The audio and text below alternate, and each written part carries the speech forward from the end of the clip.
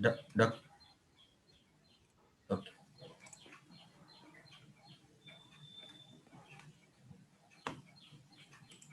Good morning, one and all. We'll start the session for day 2 today. Today we have with us our first speaker of the day, Dr. Emmanauel Pilli. Dr. Pilli Emmanauel Shubhakar, Associate Professor, MNIT Jaipur, has 23 years of teaching, research and administrative experience. He was awarded PhD from Indian Institute of Technology, Roorkee, for the thesis on a framework for network forensic analysis in the year 2012.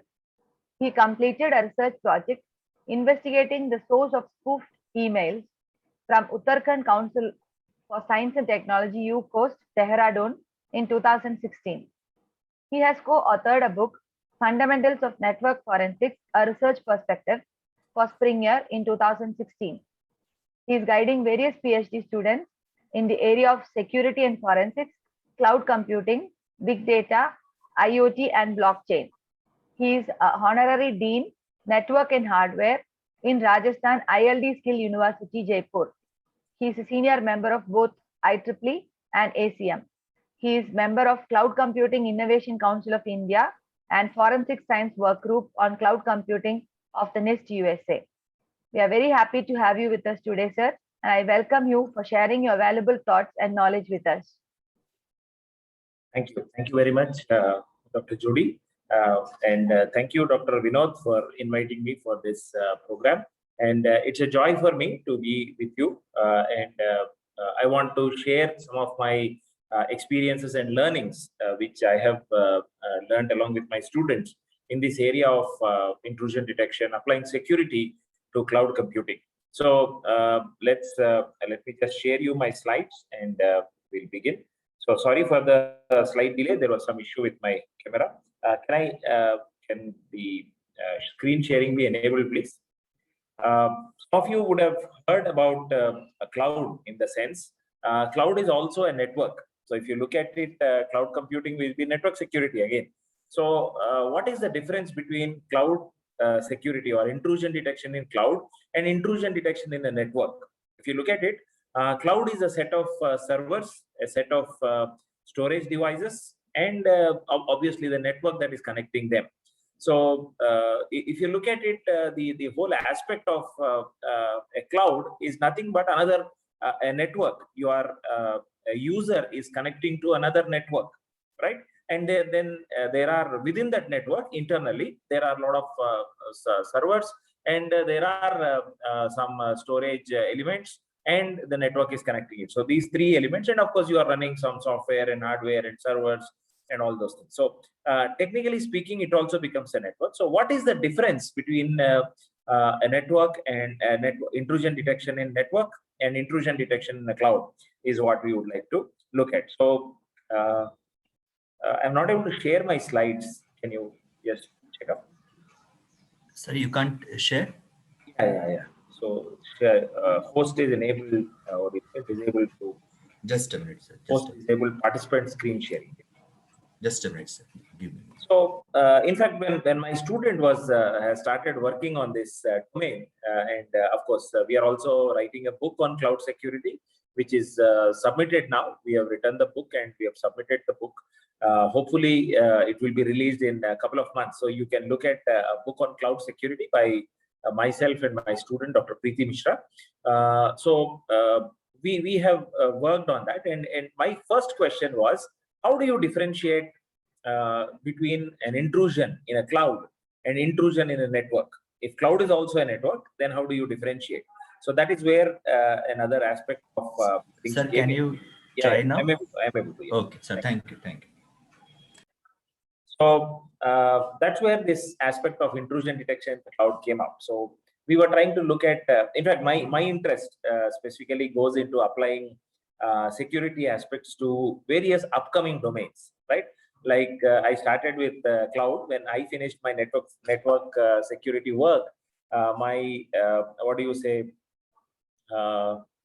my research was on network forensics. So I was applying forensics and security to networks. Later, the next immediate boom at that time, 2011, was on cloud. So I moved into cloud security, cloud forensics, right? So 2 PhDs, one on cloud security, one on cloud forensics was submitted.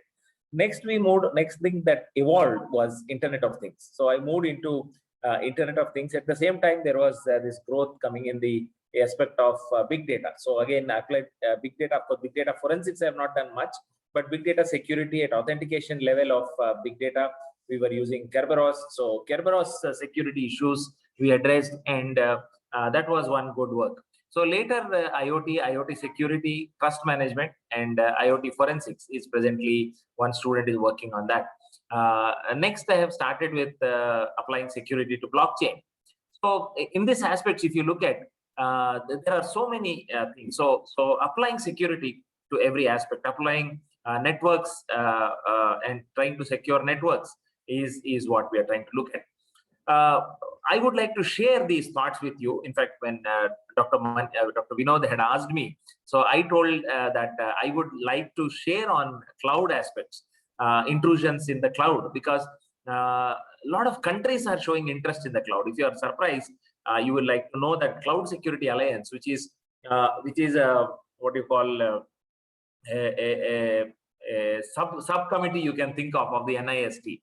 It is funded by NIST informally, and the Cloud Security Alliance has people from all over the world contributing. So they did a survey, not on the world, but they did cloud adoption and security in India. So you must be worried, or you must be concerned why people are researching about India. And what is the problem? If India has problem with cloud and cloud security, what is that to the whole world? Why does the whole world wants to know what India is doing, right? So if you try to look at it, India has a big market, and it is in the hands of people like you and me that our country's cloud resources, our Desi cloud or our One Cloud or some of these things that are coming up in India. And as you look at the cloud strategies that government of India is coming up with, please look into some of the government sites on how Indian cloud is evolving, and you can understand that. So you can see that, a lot of people, more than 65% of people are using cloud already. So in that sense, there are very few companies or very few organizations which are less. A number of years, this is again, you can get this cloud adoption and security in India survey report. Just go and browse on Google. It's an open source document. You can very easily get it. I'll share the slides so you can look at them as well. Number of years in the cloud, as you see, this is a 1 year old slide, or maybe 2 years. Right? 2019, towards the end of 2019, this was released. So this is like you can add 2 years more to each of these. The number of applications would have increased also.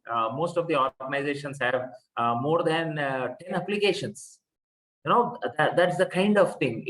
I don't know, each company may not have more than 10 to 15 applications, different applications. So most of the applications are on cloud. Now, presently, our colleges, our institutes, NIT Jaipur's, the entire student management system is on the cloud. And we are also trying to look at an instructional management system also, or a learning management system that we want to put that on the cloud. Kind of using softwares like Moodle and put all the storage on the cloud, right? All our lectures can be on the cloud. Like Swayam, if you look at it, the MOOC platform, most of the data is in the cloud. Of course, whether it is in the country or that is out of the country is another issue, but we will try to ensure that most of the data should be inside the country. Of course, if you look at it, there are various types of clouds, public cloud, private cloud, and hybrid cloud. So by and large, most of the things are in private cloud. Of course, this points to a security concern or being afraid of the intrusions. So that's something that we'll try to look at. What are the reasons for not adopting cloud? If you look at it, these are the reasons. So here, if you look at it, most of the things are not definitely related to security. Of course, this all totals don't end up to 100, because it is a perception of an organization. How many organizations feel that this is a major threat? That is what they are trying to look at it. If this is an issue, so 60% feel industry standards, not cost effective. These are issues. But when you look at the security issues, they are coming towards the end, right? So risk of data loss, risk of security breach. These are not major concerns. These are also concerns, but not very important, right? If you look at the market dominance, so these are the organizations which are working in India, and doing a lot of business and earning a lot of money. AWS to top it, and then Microsoft Azure. I think now Google is taking over. The Google platform is more prominent. Then we have NetMagic, Rackspace, Control-S, Tata's InstaCompute, and there are others which are occupying the market value. So in these, if you look at it, are there any Desi clouds? Are there any Make in India products? Yes, there are. NetMagic, Control-S, and InstaCompute are our Desi products. So we can look at this, and we need to look at, right? If you ask me what software for antivirus you use, I talk about Quick Heal. Why do I use Quick Heal and not any other softwares? Okay, it's just the idea that it is made in India, right? Quick Heal is an Indian company, and it is made in India. Of course, there are other good products, and it's up to you to choose. But I prefer to use Quick Heal. So if any day, if I would like to do something on cloud, I would like to go with NetMagic. So that's what I would like to say.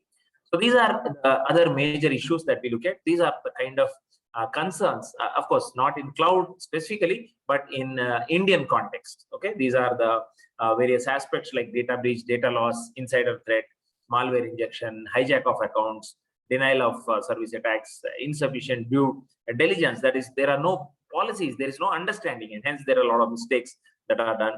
Data in transit, that is man in the middle attacks, some of you must be knowing. So those are the issues. What are the tools that are used if you're looking at open source, and if you want to set up your own cloud, what is the kind of things that must be used is what you can try to look at here. You can see these tools which are,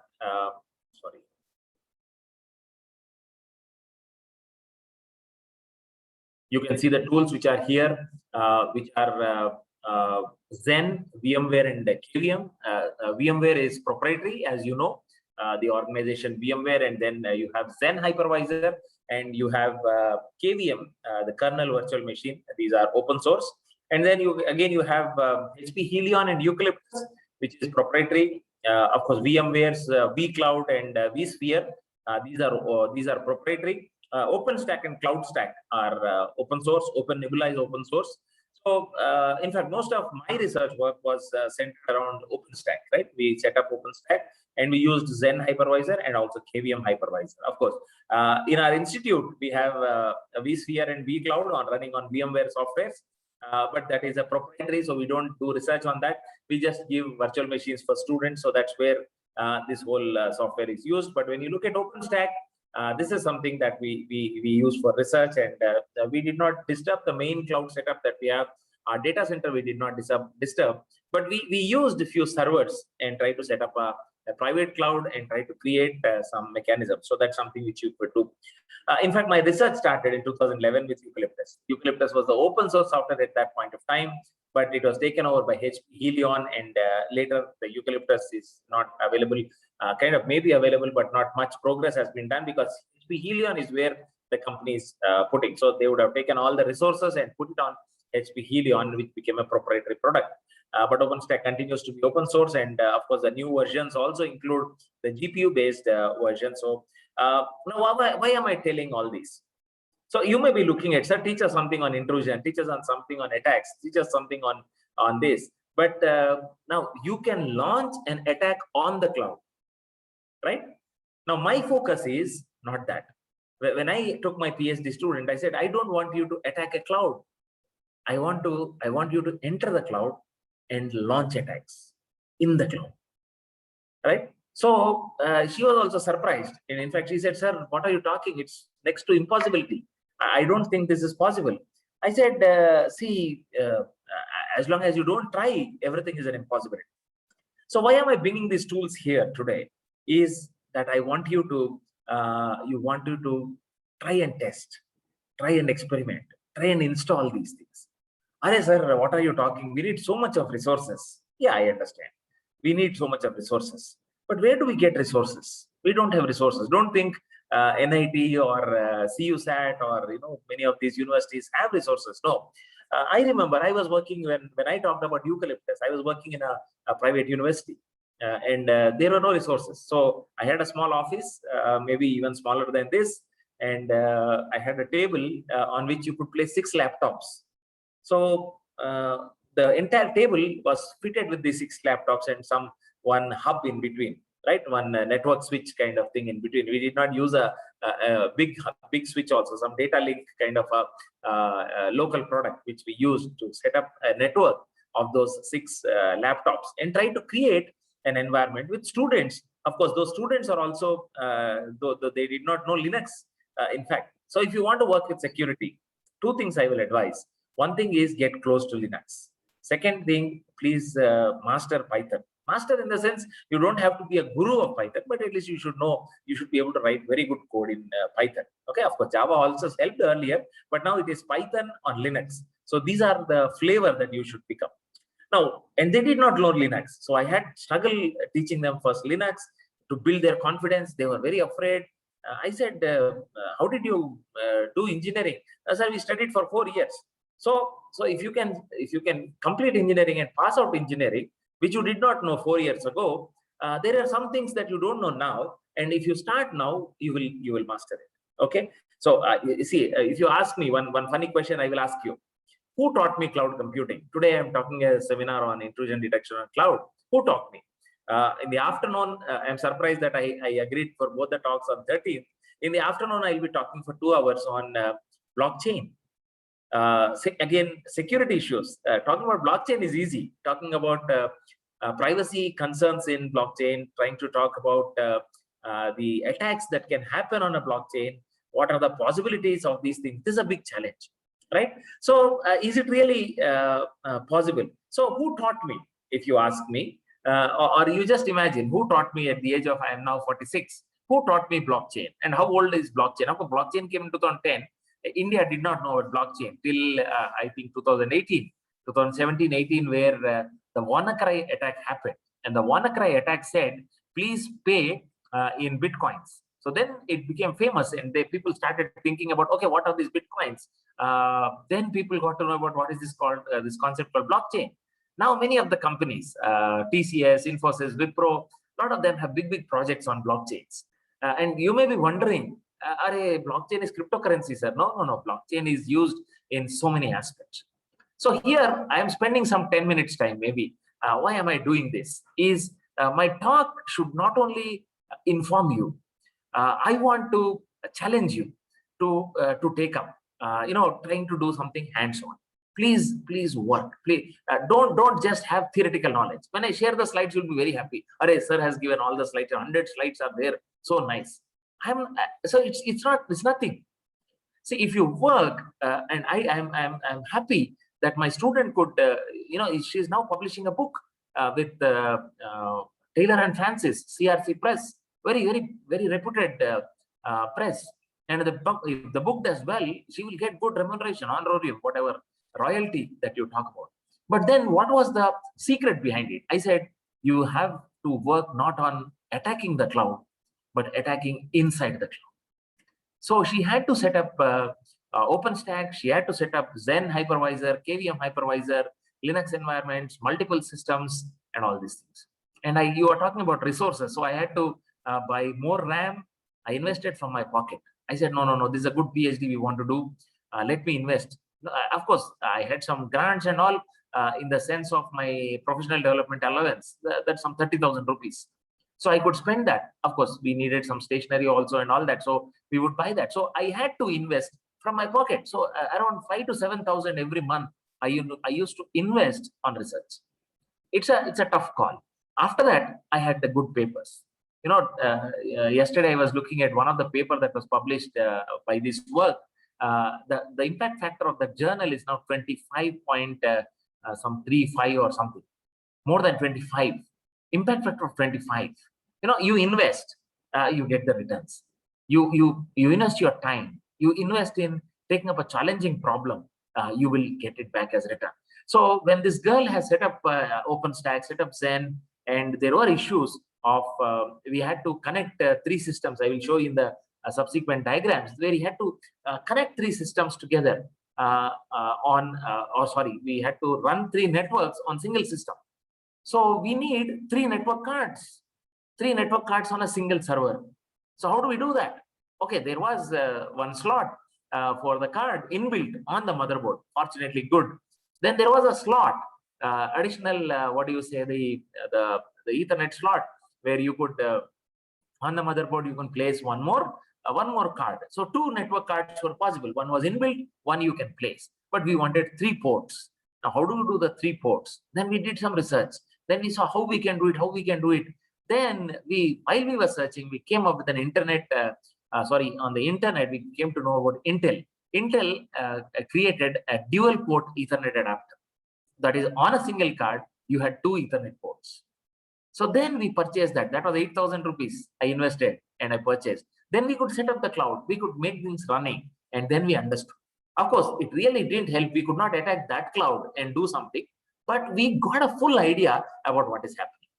So if you're talking about intrusion detection system, the first question that I would like to say is, if you want to understand security, please install some of the tools. One of the simple tools that I would talk about is called Snort. So one of my MTech student was talking about doing some research on intrusion detection and all that. And I told, did you compare your work with Snort? Then she told me, sir, what is Snort? She asked me, in fact, what is Snort? Then I said, I would like to fail you. I don't think you should take this. So this is something which is a difficult scenario. So that's something that we would like to understand and see, right? So these are the softwares that I would want you to actually take up and see, and then see that. Yeah, can you give me a minute? Just 1 minute.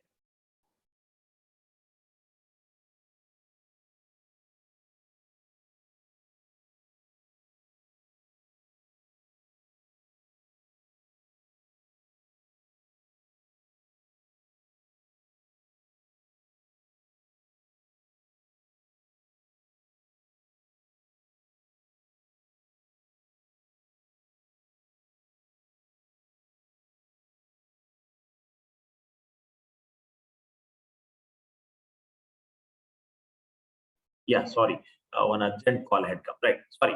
So here I'm trying to bring in this aspect of what do you call this aspect of these tools that are there, the Zen, VMware, and KVM. So Zen and KVM you can download and you can set up. OpenStack and CloudStack you can set up and download. So you can try to build these tools and then understand. So the question is, don't attack cloud, attack inside the cloud. So that is what we'll try to understand, right? So that's where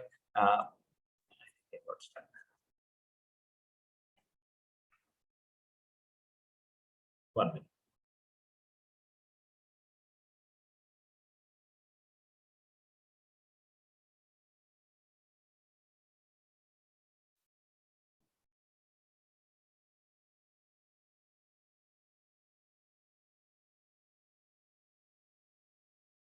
Yeah, so these are some softwares. Now, when you look at it's so amazing that there are so many things that are coming up. And how do we do that? So if you look at it, the hardware, anyway, you know most of these. So virtualization software, I talked about Zen and KVM.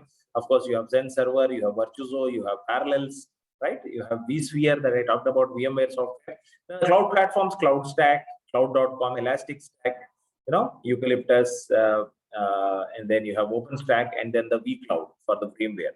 Then you have infrastructure as a service, platform as a service, software as a service. Then you have cloud management tools.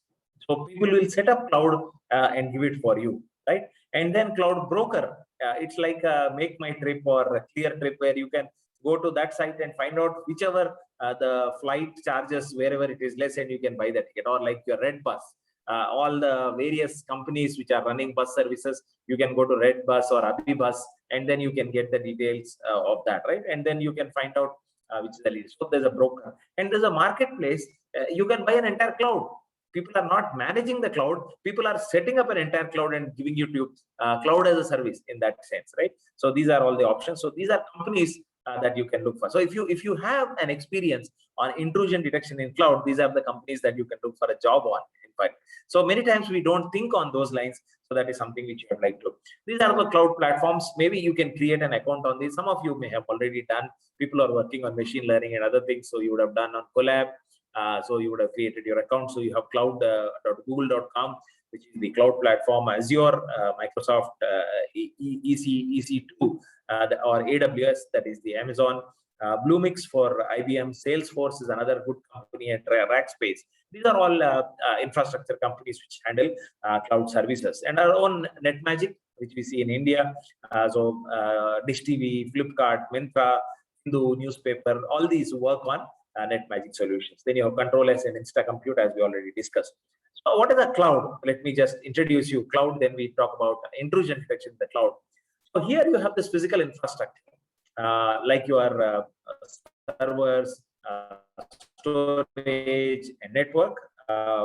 They are virtualized. Now, when you talk about what is virtualization, you would have heard or you would have installed what is called VMware, or you would know about the virtual machines. So virtualization enables creation of virtual machines on the same hardware. Earlier, if you look at it, you could use only, this is the kind of a cloud environment that looks like, right? Earlier, the word was used was data center. Now, how has data center become a cloud?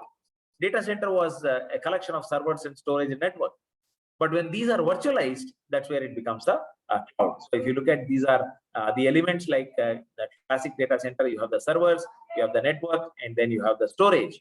And then, of course, you have the operating system, DBMS, and other applications that are there. So the servers, the network, and the storage, that's what was a classic data center. It looked like a huge building, right? In fact, I went to IBM's cloud in Bangalore. And then I was walking in this pathway like this, right? And I was watching on the left side all servers, on the right side all storages. Like that, there are so many lines. The whole building or a floor of the building, the entire floor. Maybe it was in a cellar. They had this setup, so they had continuously lines and lines of such equipment. And people, you can see the height. This is the individual, and almost this is the height of another individual. You can look at it. These are all servers stacked on one on top of the other, and these are all cables which are connecting there. And the cables are also running on top, fibers running, optical fiber cables which are running. And then you had this kind of a connection, right? So now virtualization, what it does is it can be implemented at the compute layer or the storage layer or the network layer. Of course, there are a lot of advantages of virtualization. Instead of using 10 servers, you can have one server and run those 10 applications. For each application, earlier you had one server, one mail server, one this server, one that server, like that. So you had 10 servers doing 10 applications. Now all the 10 applications can run on a single server using the concept of virtualization, where you create 10 virtual machines. Each virtual machine acts like a server, and then you can do that. So in fact, when we go to a cloud environment and we are creating a virtual machine, that is what we are doing.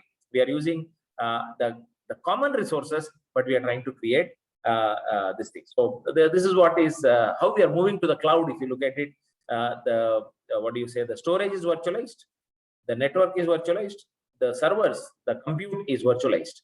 Compute is another word which is used for servers. The compute, storage, network, and storage, they are virtualized. The applications and operating systems can run on these virtualized environment, and you have a virtualized data center, right? This virtualized data center, you can see the transformation: virtual compute, virtual storage, virtual network, and virtual data center is created. After the virtual data center, if you have a cloud management software on top of it, it becomes the cloud. So cloud is not something very new. Cloud has always been there. It was a network. Only thing is, what is there? It was you can think of as a grid. Cloud is nothing but a grid. Grid was a modified version of what is called a cluster. You all heard about the word cluster. Cluster is a group of computers connected together. A local area network, a little better than a local area network. You are putting multiple servers together and connecting them so that you create a big, powerful server. So the cluster computing was the thing, right? So later, cluster had all homogeneous computers, all similar type of computers.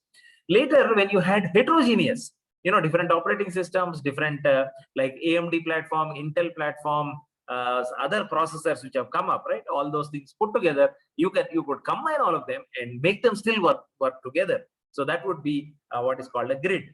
And a grid is nothing but putting a grid together is putting storage, server, network together. So that is what is a data center. Now the data center, once it's virtualized and the cloud management software is managing it, that becomes what is called the cloud. Now, and that's where virtualization comes in. So the virtualization layer makes these devices like your server, network interface card, or the Ethernet card, the memory, and the hardware disk to look like there are 3 sets here, so that I can run 3 operating systems. Earlier, if I wanted to run 3 operating systems, you had to do what was called a dual partitioning or triple partitioning.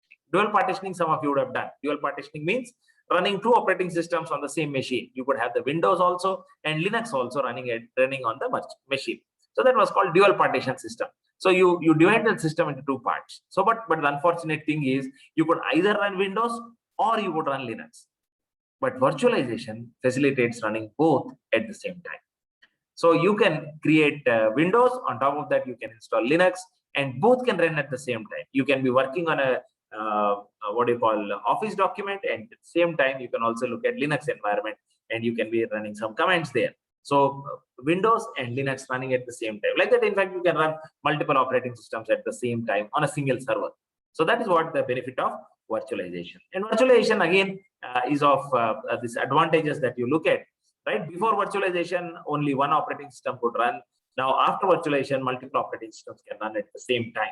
Right, so that was the biggest advantage. And here, the operating system is tied up to the hardware. Here, the operating system is not tied up to the hardware. The hypervisor sits in between and manages it. Now, the whole issue is when you said I want to work in the cloud, intrusion detections in the cloud, right? So the difference that is there is when you want to go with intrusions in the cloud, the whole idea is where you will have to work by entering into the cloud environment, right? Now, what is entering into the cloud environment? We'll try to understand. But let me also introduce another word called hypervisor.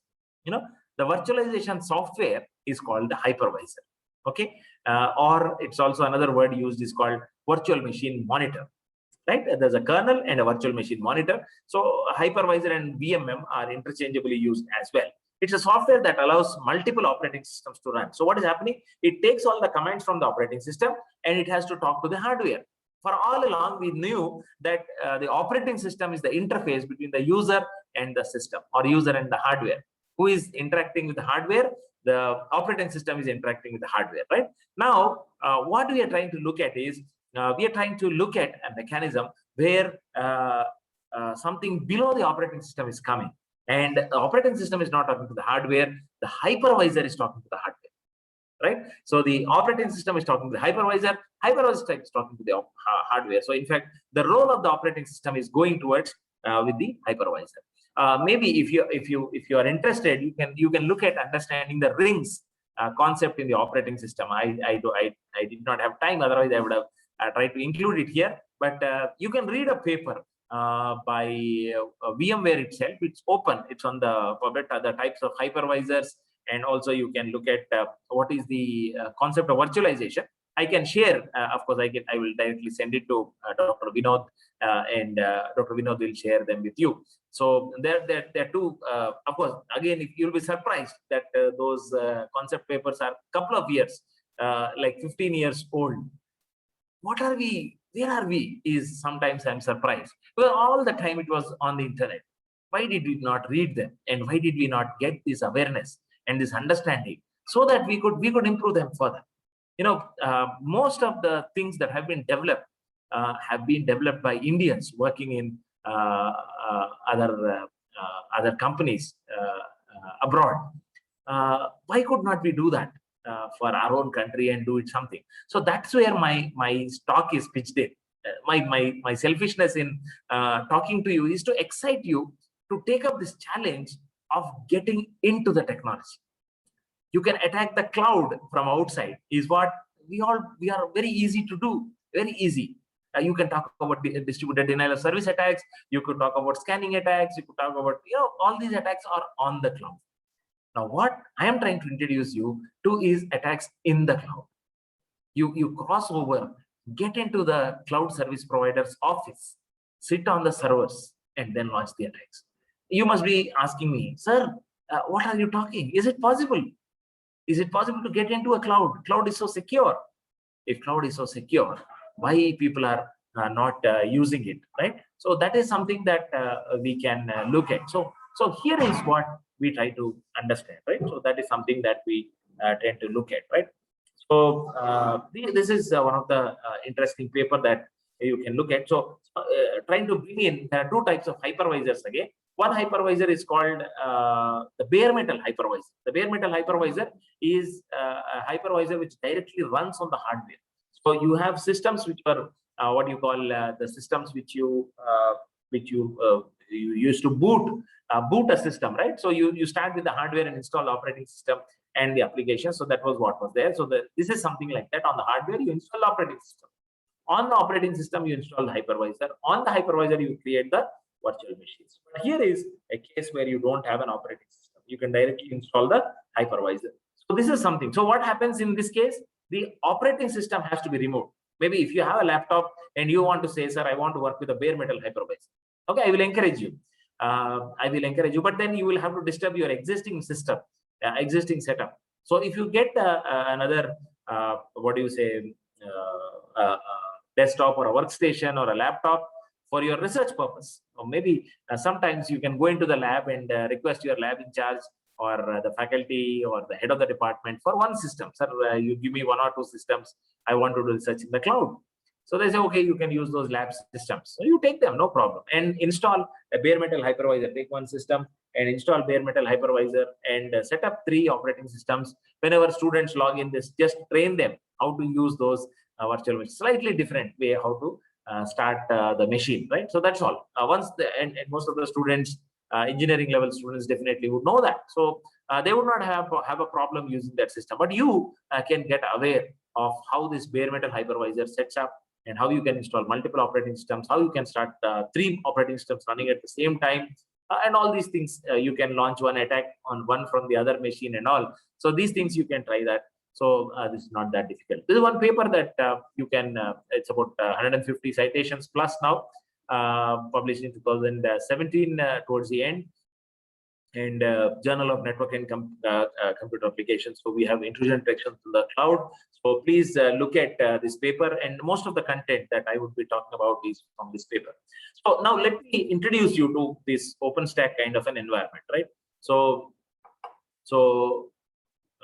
what we can try to do is we can try to set up a cloud environment like this, right? So cloud OpenStack mechanism, if you look at it, the OpenStack mechanism has some 10 systems, right? Or maybe 100 systems.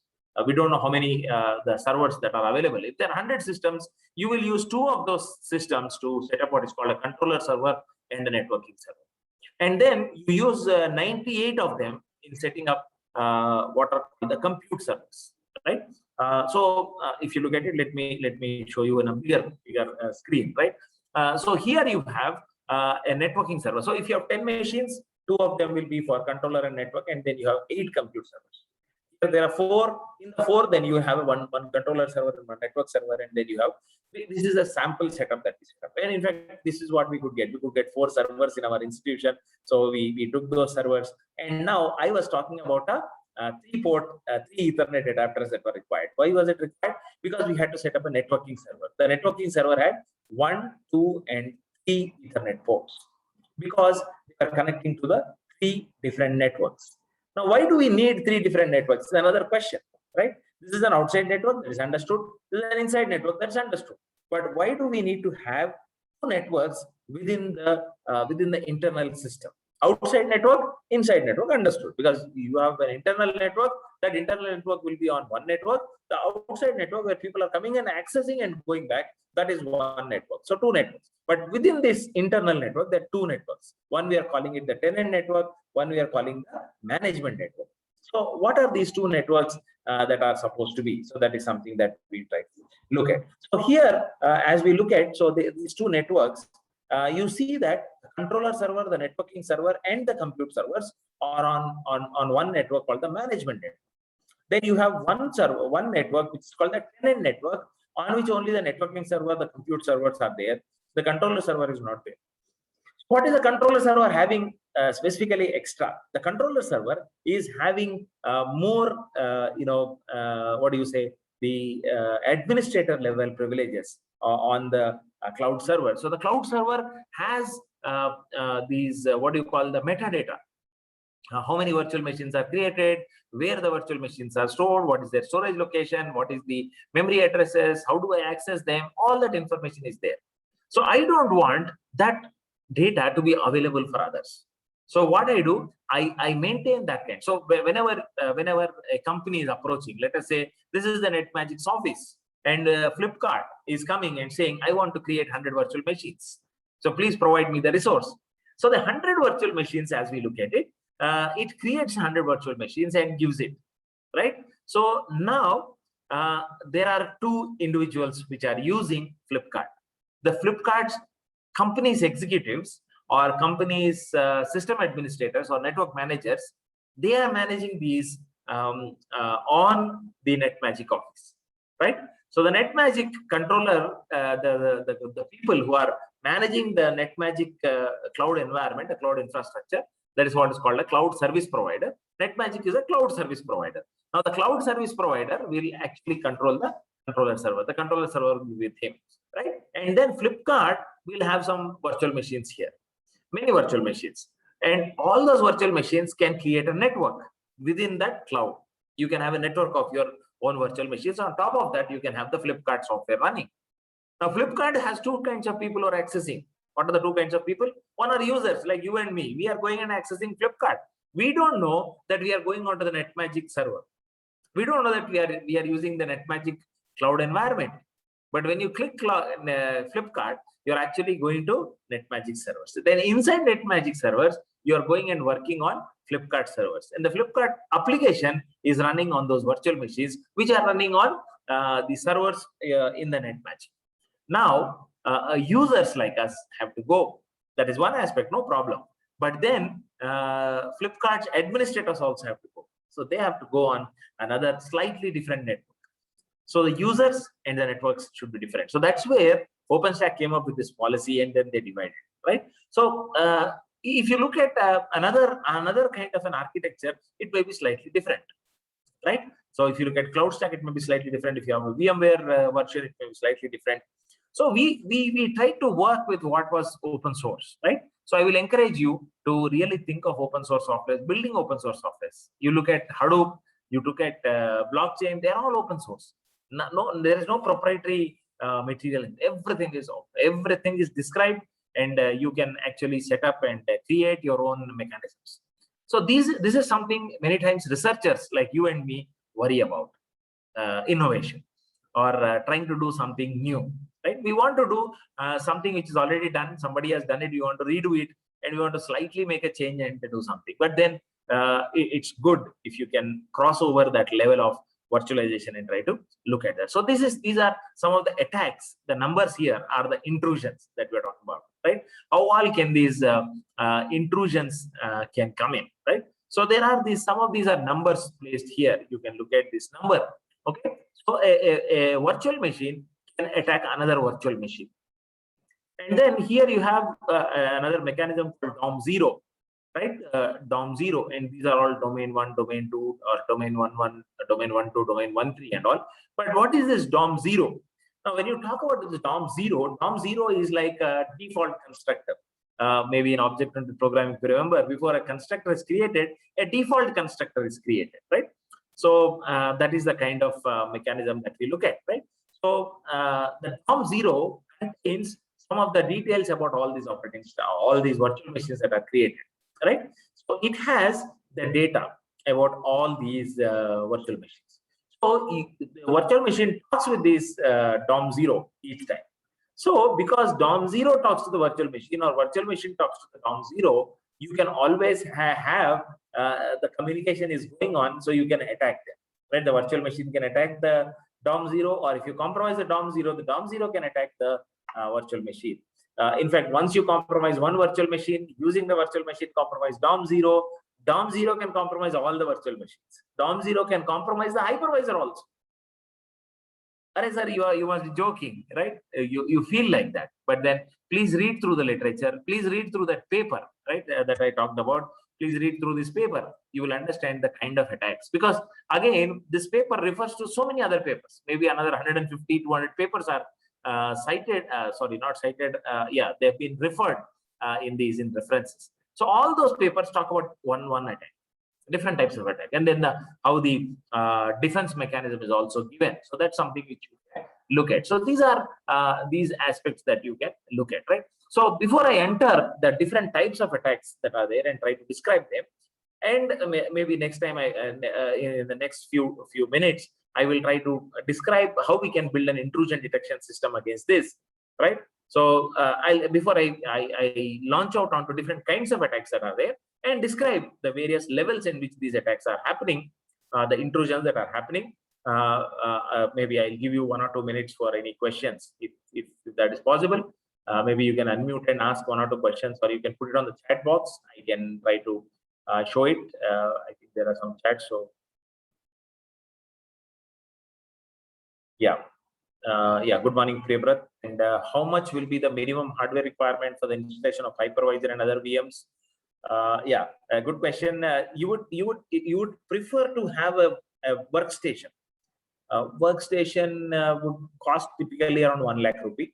Normal desktops, if you have i7, one problem with virtualization is it works well with i7 and later. i7 and later, I would say, because the i7 systems have what is called VT support. In Intel, it is VT. In AMD, it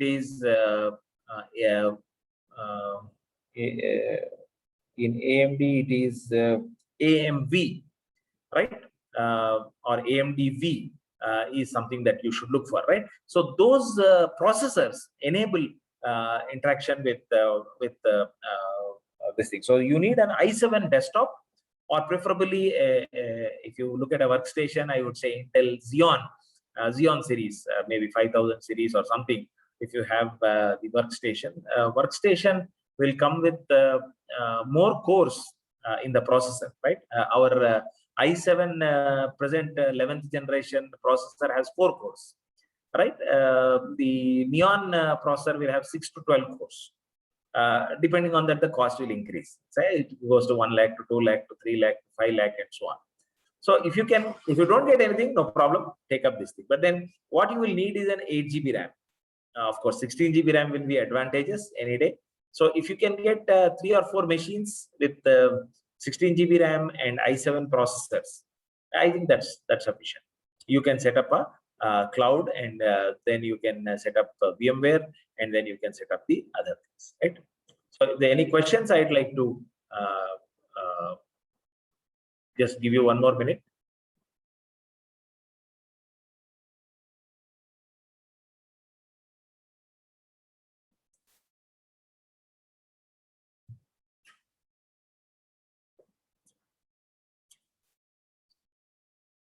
And there are many papers on cloud security and cloud intrusions, right? Cloud network attacks. So I would also encourage you to look at this book that we are writing. I think it's the first Indian book on cloud security by a reputed publisher. My supervisor, me, and my student, we have written this book, so you can look at that. If there are no questions, let's move forward, right? So the point that we are trying to look at here is this big network that is being set up, and within the network, virtual machines can attack virtual machines. So this level 1 talks about VM to VM attack, the VM to DOM0 attack, right? So again, let me talk about DOM0. DOM0 specifically comes in a Zen hypervisor environment, right? Setting up Zen hypervisor is another challenge. So we started with Zen. Now this is with a Zen hypervisor, OpenStack with a Zen hypervisor. If you look at a KVM doesn't have a DOM0. KVM has a kernel. So you have to start working with the kernel, right? Here it was easy for us in one sense to work with the DOM0. So when my student came back and said, sir, I have achieved the universe, I did everything. I said, will your solutions work on KVM?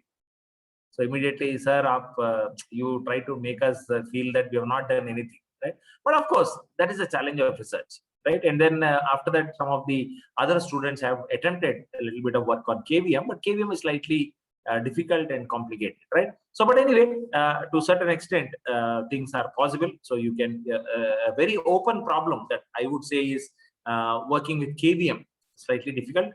and it will be good if you work with what is called Red Hat Enterprise Linux. On the Red Hat Enterprise Linux, the KVM is inbuilt, and you can, on top of that, you can try to set up the cloud environment shared working, right? So the first level of attack is what? This. Then the second level of attack is this. The third level of attack is also the different type of attack, where we will see what is the difference between 1 and 3. Then you have 4. A compromised virtual machine can compromise the hypervisor, right? So this is the fourth attack. The fifth attack is one virtual machine on one server is attacking another virtual machine on another server. So the line looks very simple, but if you want to do this, you this has to talk to the virtual machine. Hypervisor. The hypervisor has to talk to the hardware. The hardware has to talk to the Ethernet port. Ethernet port has to talk to this Ethernet port. Well, these many levels of compromises you have to do.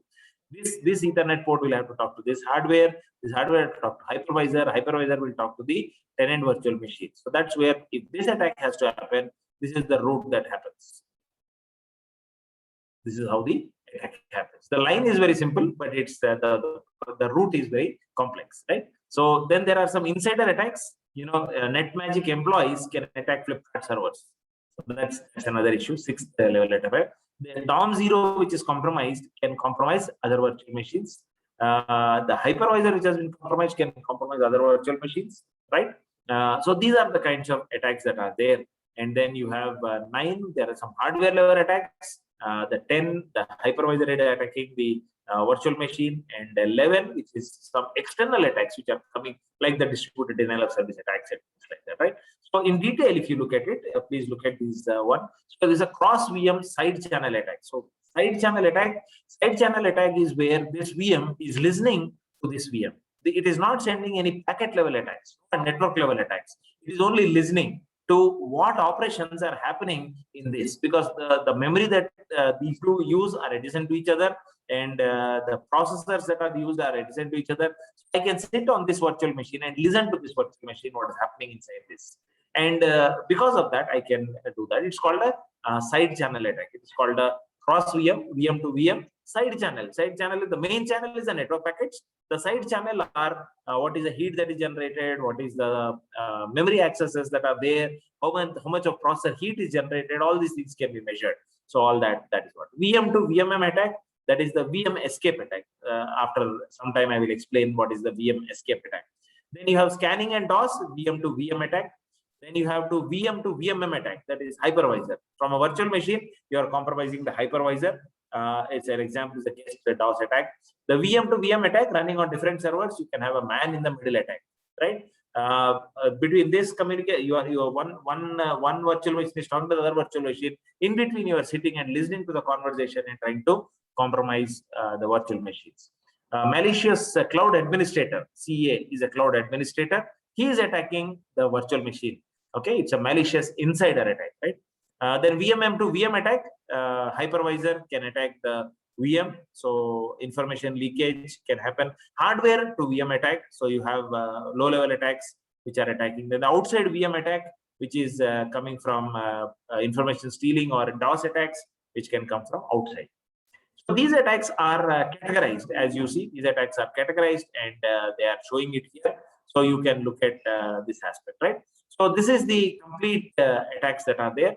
Attacks on cloud environment. So these are a big set of attacks, and the attacks are at different layers. So you can look at that, and we will look at the intrusions that are happening. These are all the intrusions that are there, right? So when you look at this is the full picture that you can look at, and here you see you have attacks which are at the network layer, attacks which are at the storage layer, attacks which are at the hardware layer, then the virtualization layer, and the virtual machine layer. So these many kinds of attacks can happen, right? So you have that network layer, at the storage layer, at the hardware layer, and virtualization layer, which is the hypervisor layer, and the virtual machine layer. Various types of attacks. So these attacks, they are all listed, and then the next few slides you can look at that, right? So when we look at these things, there's a small mistake in this diagram.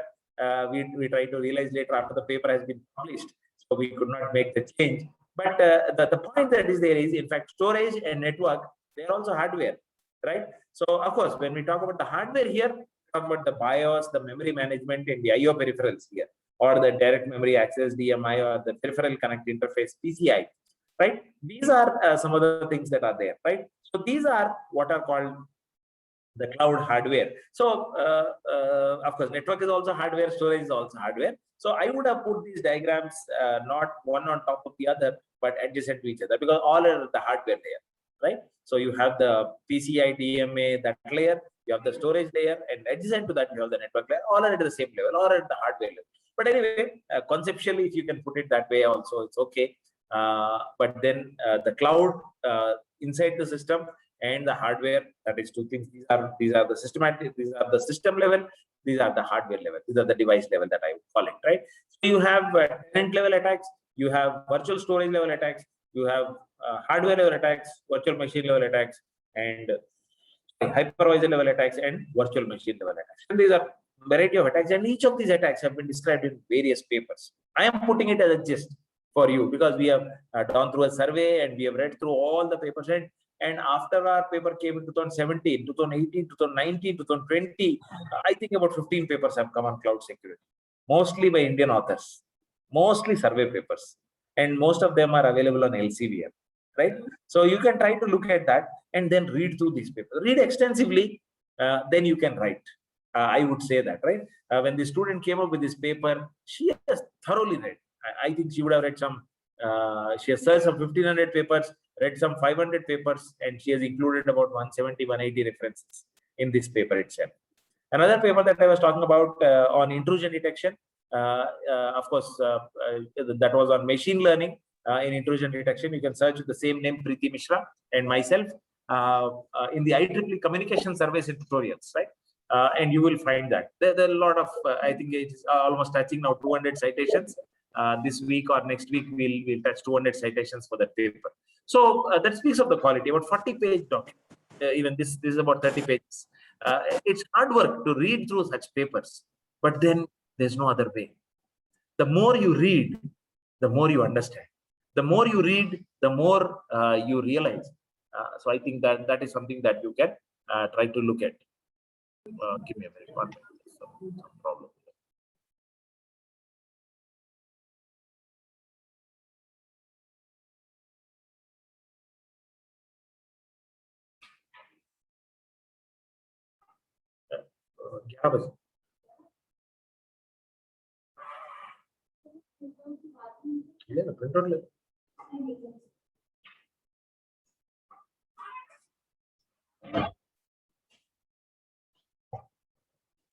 Yeah.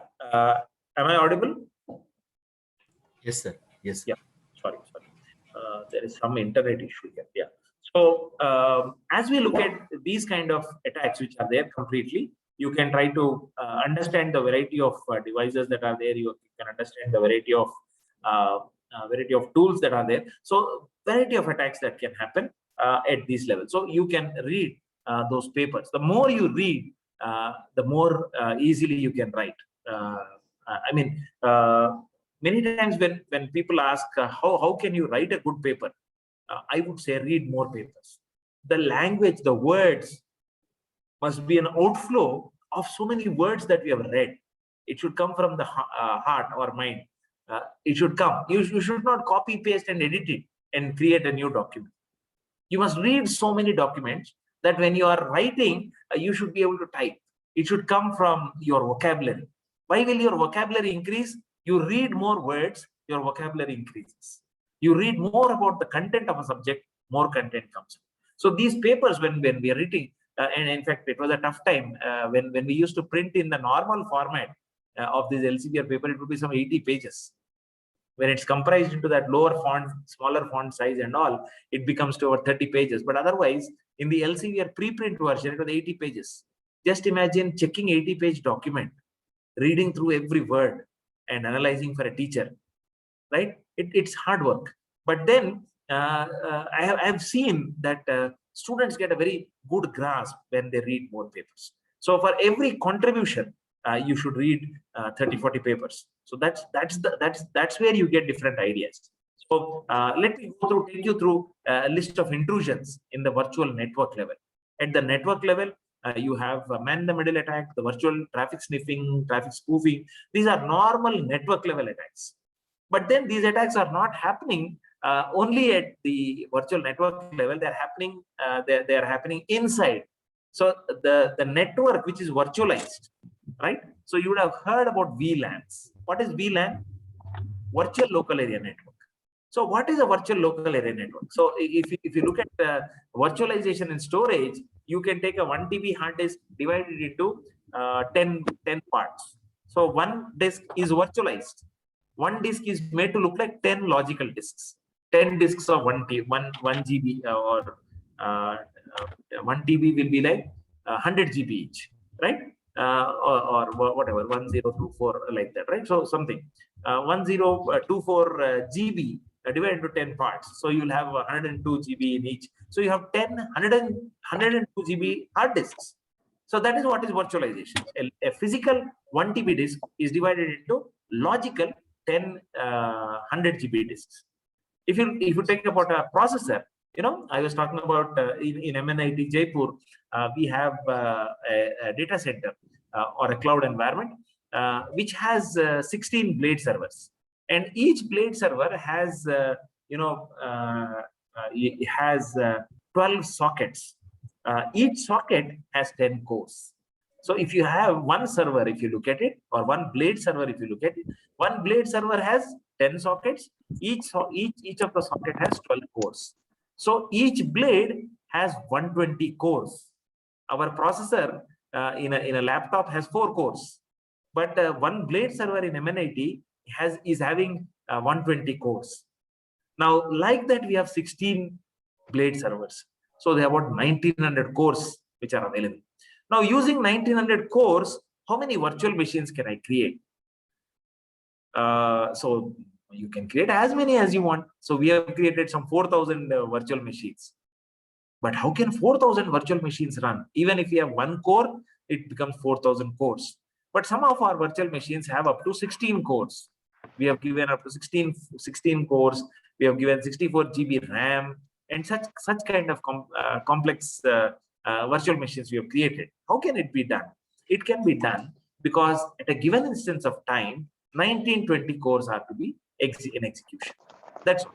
So you can create more number of virtual machines, which number of cores are running up to 20,000. You have only 2,000 cores, but you create 20,000 because all 20,000 people are not using at the same time.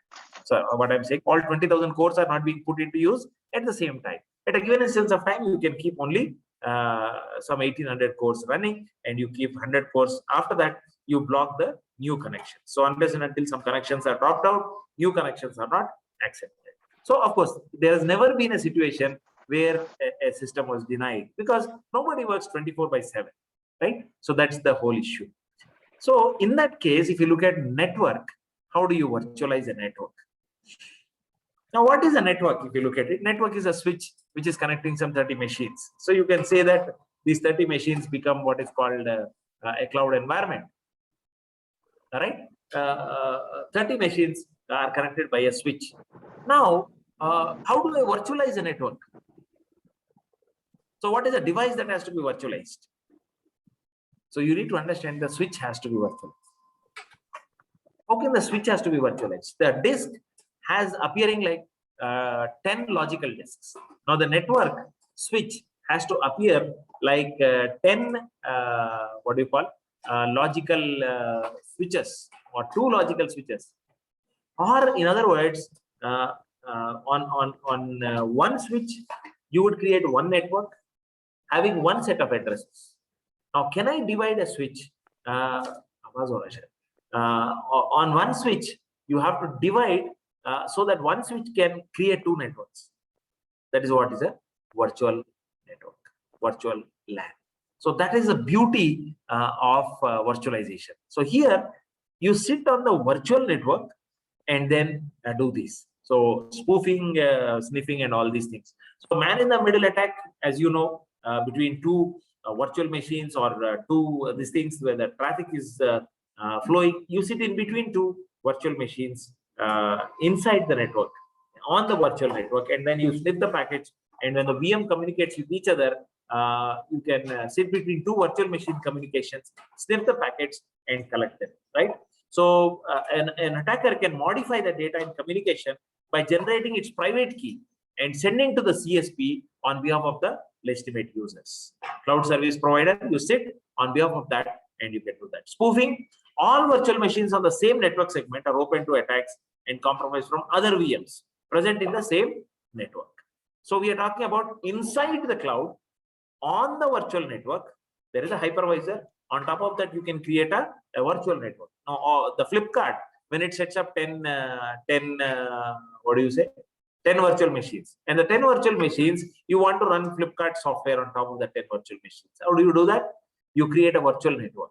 Now, how can I create a virtual network? You have a virtual switch. You can refer to what is called OVS, or Open Virtual Switch, right? Please go to the website Open Virtual Switch and see. So you can create a virtual network of virtual machines sitting on the hypervisor. So you have a network inside a network. You don't have a physical switch, you have a virtual switch. The virtual switch is called OVS, right? You have that Open Virtual Switch, which is an open specification, right? On hypervisor, you can create 3 virtual machines and you can create a virtual network of those 3 virtual machines.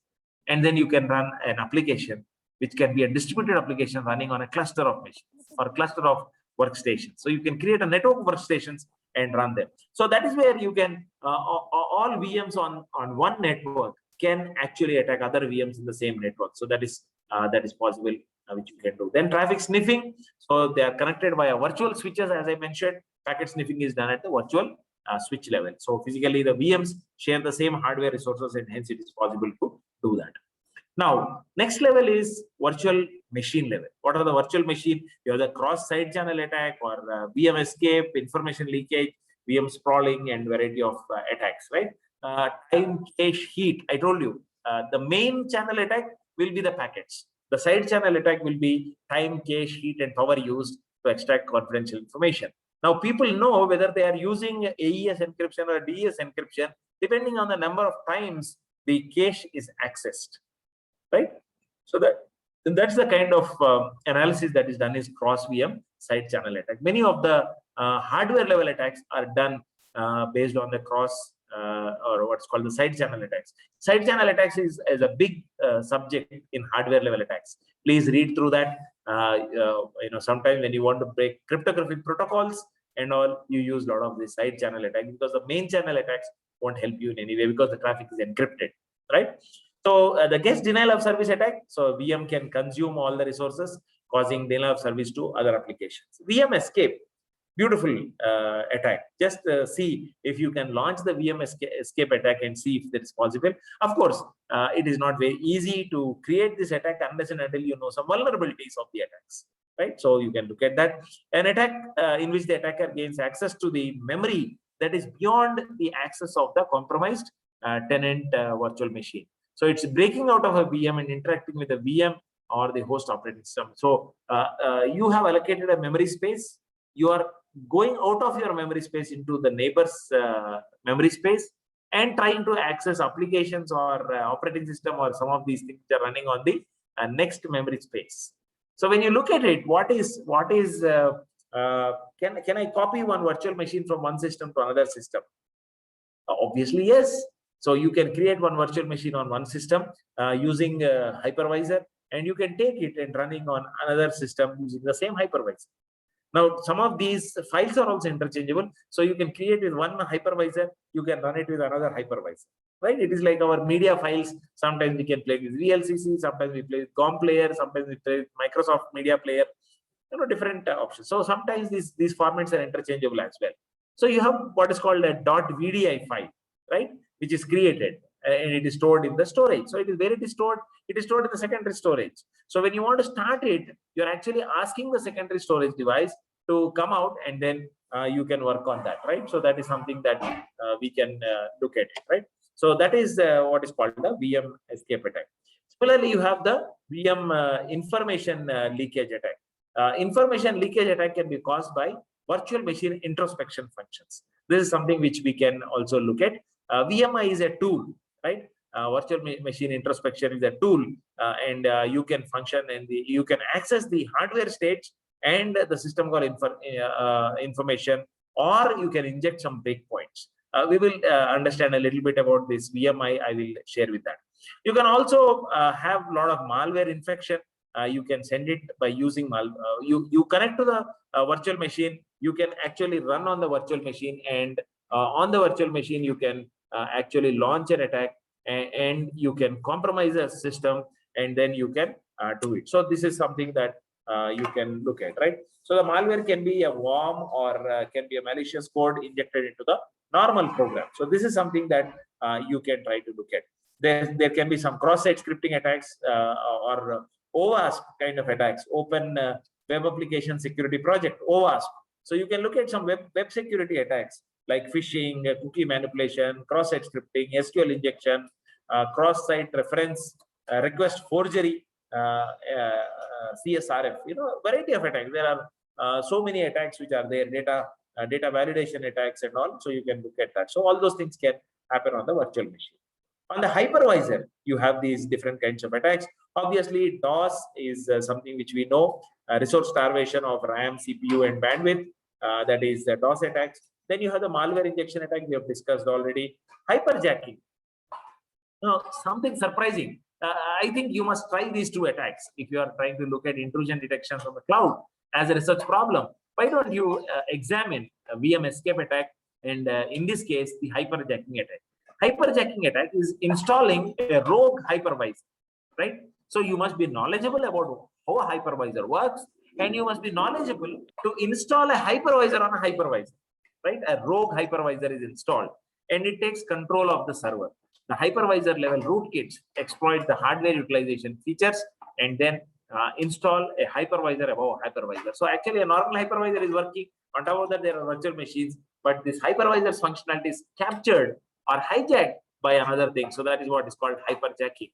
So hypervisor is hijacked. So that's what is called hyperjacking. So that hypervisor is under the control of another rogue hypervisor, which is another layer which is operating on top of that, and it is talking to the operating system. The operating system thinks I am talking to the hypervisor, but the hypervisor is hypervisor X, which has come in place of hypervisor A. So that kind of a compromise can be done. So I think you don't need to set up a cloud to do this. You can do it at the hypervisor layer itself. You can set up a Zen or a KVM hypervisor and see if you can do a VM escape attack, and see if you can do a hyperjacking attack. And it is not very easy. You need to find out the vulnerabilities in the some of the hypervisor softwares. You have to find out the vulnerabilities in the operating system, and then obviously you can do that. So that is something that is there. And then you can also install a backdoor.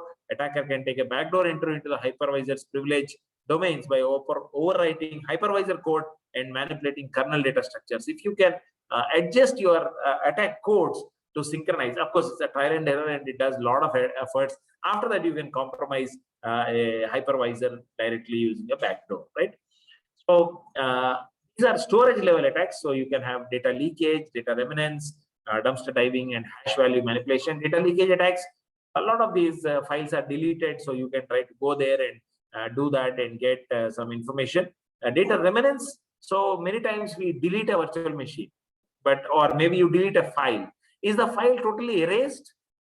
Maybe on the hard disk, if you look at it, you delete a file. Later people say, by mistake I deleted the file. So there are a lot of these data recovery experts. Once the file is deleted, they retrieve the file. How are they retrieving the file? Because the file contents are not deleted till they are overwritten. Even if they are overwritten, the below contents are still there. So you can undo this and you can get out these contents. So these are some possibilities because of the way the electronics works. So you can try to get that, right? So what I mean to say is, if a virtual machine is deleted, the contents of the virtual machine are still there. Only the access to the file allocation table or to the location of that virtual machine is deleted. The virtual machine contents are still there. So whenever we create whatever data we are putting on the cloud, we have to be very careful, because that is always there. Even if you delete your virtual machine, the content is still there. They agree to say that we will format it, but of course we all also know that you have various file carving techniques which can help you to carve out the data and try to retrieve the data again, right? So that is data remnants attacks, right? So a lot of these file handling operations such as reformatting, deletion, they may result in data remnants, and then the data may reveal them. Dumpster diving is basically trying to go into the dumps, going into the waste and searching for any valuable information. Hash value manipulation is basically whenever messages are going from one server to another server, there is a kind of a handshake mechanism. There is a kind of this hash value which is always said. You can do that and you can manipulate that, and then you can get that information. Hardware level attacks, hardware level intrusions, you talk about direct memory access or the SMM attack, system management attack, or the BIOS attack. The DMA attack basically can be, the direct memory access can be subjected to malware injection, and then you can have stealthy attacks against host kernel by executing on dedicated hardware. An attack can access cryptographic keys for the hard disk and user sensitive information located in a cache. So those are attacks on hardware, system management attacks, and BIOS attacks. So SMM is a highly privileged mode of the CPU, right, which deals with system security and power management functions. So whenever you have an SMM pin, the CPU saves its entire state in the separated address location called SMRAM. So we must be allowable to access SMRAM. If you access SMRAM, then again it will be difficult for you to find out and try to do this. It will be slightly difficult, but then of course these are all things which are possible, of cache poisoning and all those things, right? So then you have BIOS. BIOS is implementing SMM. So any vulnerability in BIOS can be used to tamper the SMM functioning and allows an attacker to take legitimate action. So these are some of the attacks that have been described at the hardware level, right? So a brief introduction to virtual machine introspection. This tool really helped. Someone was doing his PhD and he came up with, I want to introspect the virtual machines. So I can get some of the system calls that are running, some of the processors that are running. So I can try to find out, identify malicious processes, malicious intrusions, and then I can try to analyze. So that is something that we try to do. So that that is where it has. So the virtual machine introspection inspects the VM memory and disk from the outside without intrusively injecting agents. So it doesn't send anything. It just goes and gets the information from that location and then gives you a process to analyze the data that is collected, right? So it protects the VM monitoring tool from being compromised in the event of a successful security attack, because you are not sitting on the virtual machine. You are sitting outside the virtual machine. It is called an out VM computation, right? Out VM and in VM. In VM is you are sitting inside the virtual machine and doing analysis. You are sitting outside the virtual machine as doing analysis. This is one of the suggestions that we had when the student and me were talking, and she explained the architecture of Zen hypervisor. So then I suggested, why don't we sit on DOM 0 and observe what is going on? Because DOM 0 has the information about all virtual machines sitting on a DOM 0. Can you set up a VMI tool on DOM 0? She was setting up a VMI tool on hypervisor. I said, I don't want it on the hypervisor. You put it on the DOM 0. Why can't you access DOM 0 and install this? So if this is installed on DOM 0, you can observe all the virtual machines which are there. So that was a good thought, and she did that, and then she could get that, right? So then this is how the working mechanism is. The virtual machine uses the security, what do you call, the DOM 0, where you can install this. You can have the VMI API, the VMI approach, and the security analyzer actually, and the system access system table, or the guest OS system table, which is used. It's called the system.map in Ubuntu, or the recall profile. Recall is a tool which can be used on Windows to generate the system map, and on Windows environment you get both these files, and on these files you have these security analysis which is done, and you can run different APIs, and you can find out the kind of VMs that are there, right? So that is something that you can look at, right? And then this is on the hypervisor. So DOM 0 is running on the hypervisor, and DOM U is the number of the device that is there, or the virtual machine. If you call it virtual machine 1, this will become DOM U1, right? On the DOM U1, you have a kernel table and the user process. All the system calls that are there are read. when a user process talks to the hardware, it is called a system call. When the system calls we convert it to hyper calls. When you have a call from the kernel to the hypervisor, it's called a hyper call, right? So these hyper calls can be analyzed, the system calls can be analyzed, and all this data can be actually captured and given to you, and then we can analyze that data. So that is what the hypervisor is all about. So the guest VM's internal behavior is inferred by using the VM state information. The VM state information is obtained via the hypervisor using the API specific to the particular virtualization platform, such as the Zen control library in the case of Zen hypervisor. In the case of KVM, it will be something else. So the typical VMI system consists of 3 components, as we saw here: the VMI approach, the API, and the security analyzer. So you have the, and then you have the access to the guest OS symbol table, the VMI API, and the VMI application, right? So VMI application is responsible for the external monitoring of the guest VM. The application is typically run on a trust VM, that is the DOM0, and have access privileges that are necessary for the underlying hypervisor to using the hypervisor APIs. The user space VMI application, that is this is the user space VMI application here. So what it does is it functions provided by the VMI API to introspect the various operations of the guest system. So it returns you the hypercalls, it returns you the system calls, it returns you the processes which are running there, and then while the application of the primary used to monitor memory events, functionality can be extended to monitor other aspects also, right? Such as network flow and storage activities.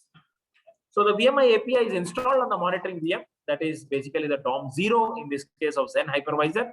It provides an interface between the VMI application and the underlying hypervisor.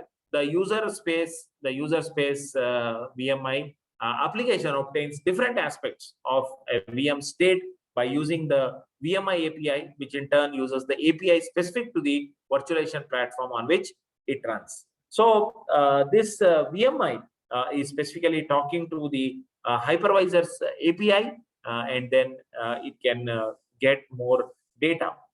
So that is something that is there.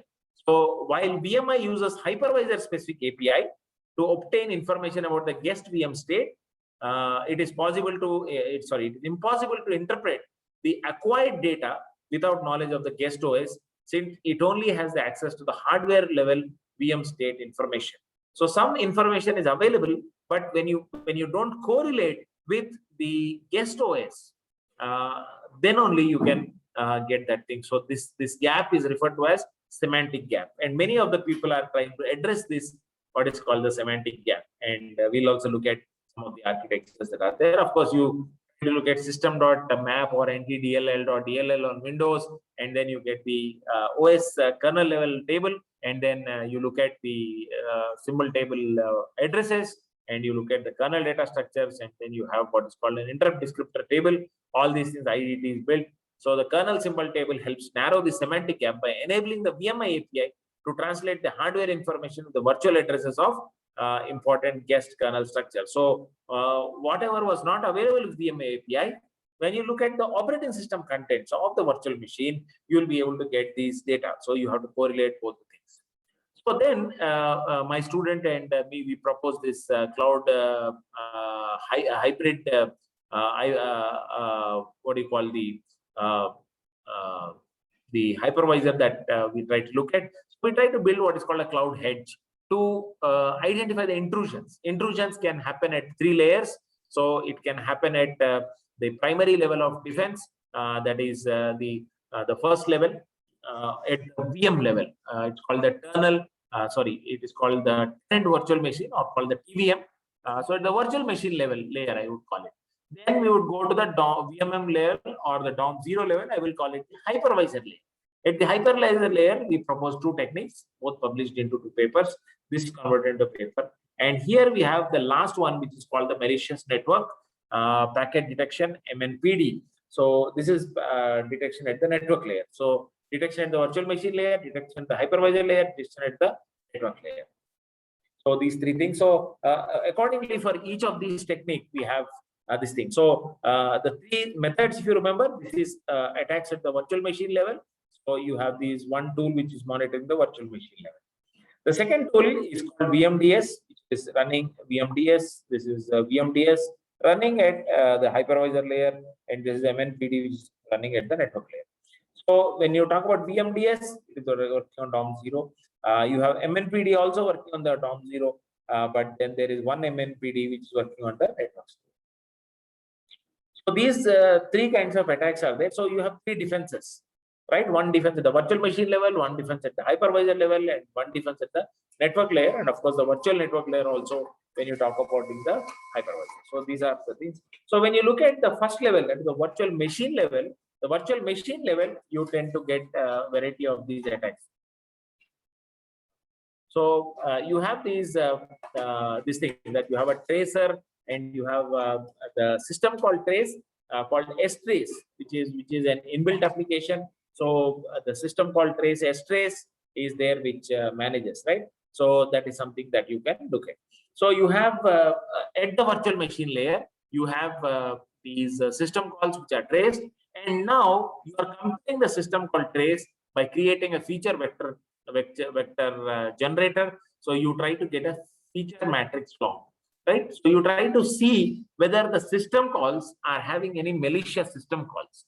Now, system call, malicious system call data is available. A lot of these, data sets are there which talk about the malicious system call. So we try to build a classifier for that malicious system call and then run it to identify the attacks. And once the attacks are available, then we had a mechanism to detect the attacks or to classify the attacks. So we trained our classifier.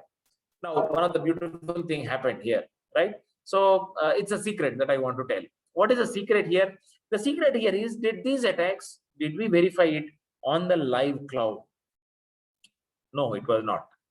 What did we do? We ran it on a hypervisor. That's on the hypervisor, we ran some of these tools and we got the similar kind of data. Now, did we get attack data, which was on a cloud or on a hypervisor? There is no attack data.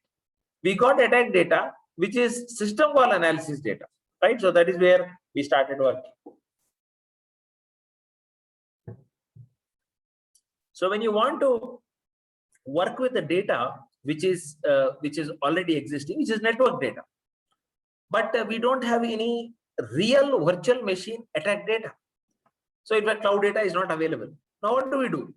So what did we do? We ran some attacks on the hypervisor. We collected the system calls. The system calls had a sequence. So that data we said, okay, this is how attack data appears on the system call. And what did we do? We took a data set of system calls and we tried to build a classifier. Right? We used different machine learning algorithms, combined the machine learning algorithms, and finally we got what is called a classifier. Now we took the classifier and ran on our data which was collected in the cloud attack, and it worked fine. So what did we build is actually for an intrusion detection mechanism, we built a machine learning approach. In fact, the other paper I have with the student, which is the 25 impact factor paper, is a detailed investigation of machine learning techniques applied to intrusion detection environment. So you can have some 10 algorithms which we had, and we worked with 4 different data sets, and we got the results. And then we explained why we got the results more, why we got the results less, and for different types of attacks, how we could do that. So that's a kind of mechanism here. So we build a classifier. So now, in fact, I was not very much convinced. I said, you create the attack, you create the cloud, create the attack, log the data, then analyze it. Then my student said, sir, there are so many papers who have never set up a cloud. They just work with hypervisor and they gave the results, but they called it cloud security because if you are working with a cloud security, you will use some hypervisor. And if you have compromised the hypervisor, you can also compromise the cloud. Quite logical.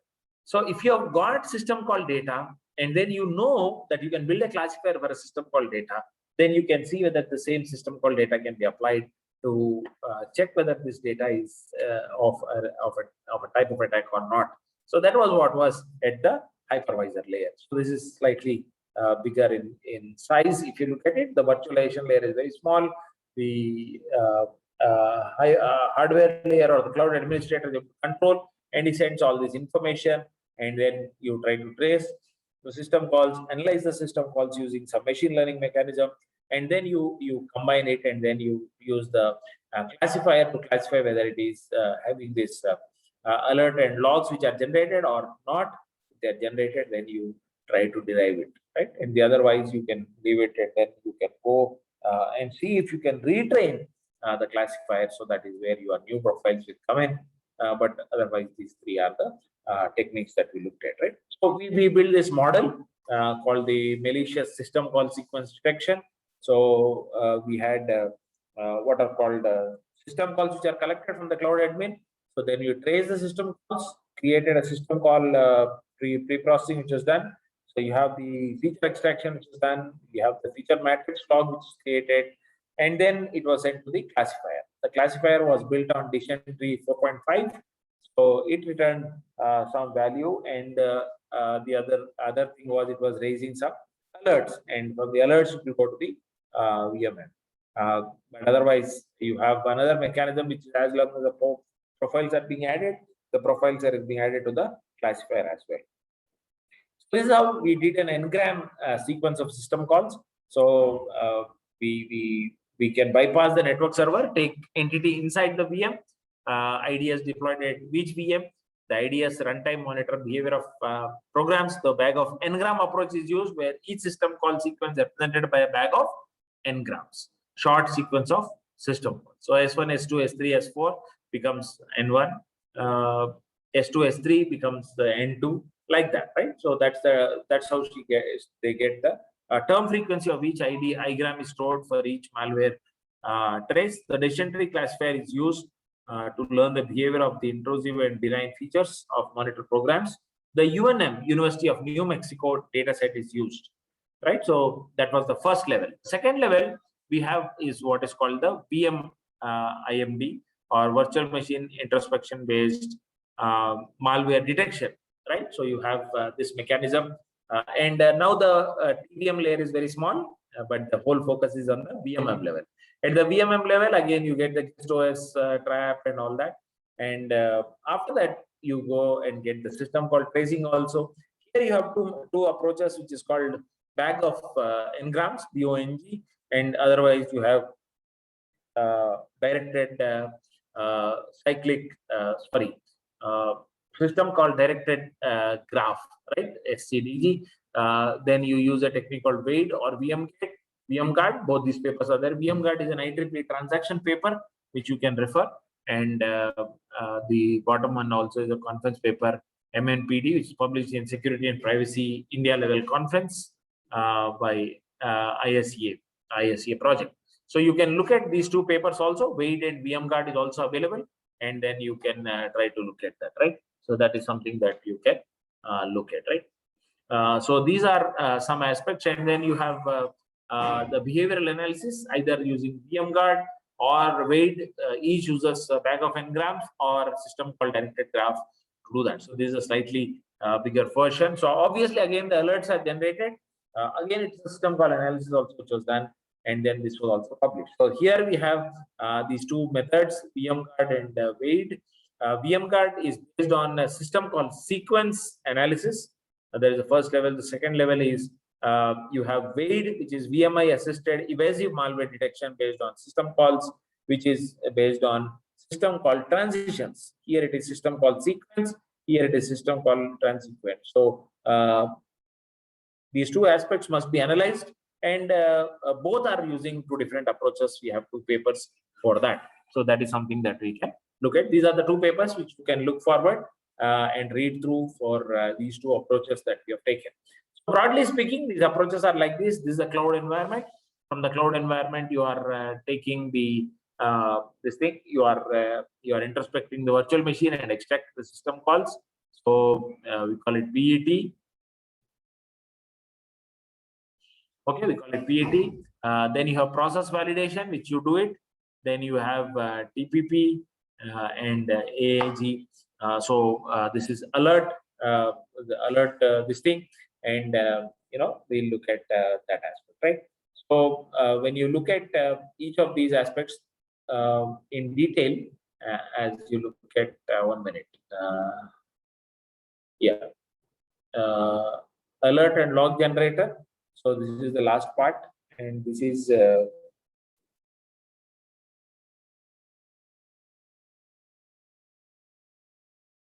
process validator PPP. PPP stands for you get the future transition matrix here. You're doing the introspection of the TVM, and here it is you're validating the process validation tool, and then you have the classifier which is placed here, learning and detection, and then the alert and this thing audit. This thing can be done. Alerting and logging and alerting is done, and report is generated. So these are the 5 mechanisms which are running, and similarly you have here also the 5 mechanisms. So you have an introspection of the VM, and then you get the servers, because you can do the memory introspection. Then you have the adjacency matrix and SCDG, which is created. The what is called system called directed graphs. The construction is done, and then you can get that, right? So then you have another classifier here after everything is done. So there is a classifier here, and then here you have the feature probability matrix FPM also, and then based on that you. The last layer is called the malicious network packet detection layer, MNPD. So you have the MNPD, which is the network packet level. So here you have again the same packet sniffer, and then you get the packet preprocessor, which will give you network intrusions. So you can do network introspection using libvirt and DNS MACQ and Zenstore or other tools. And then you can do traffic validation using IP spoof and IP spanning, and then we can alert the thing. So when you look at in detail, so you have the preprocessor packets, and the preprocessor packets are sent to the detection engine. So you have an intrusion detection profile matching part, but then you can send it to other profiles, and then they will check whether they are identifying the IP and MAC spoofing, and then from both these outputs you have alert generated, right? And then you have additional logic, and then we approve this thing. So this is MNPD. MNPD has these aspects which are there: the behavior capturing, traffic validation, behavior analysis, alert, and logging. So 4 aspects are coming in here, and each of them is taken one step at a time. So analysis of network attacks. So the network servers will have the OVS and the break switch, external and internal break switch. And then you have the DHCP agent, metadata agent, I3 system. Then you have the OS internal bridge and the MNPD. And MNPD is also running on the virtual machine, where this MNPD is working on the backend driver, which is the VNF, the virtual brigade. And then you have the physical network interface card and the virtual network interface card there, and they will act through the hypervisor,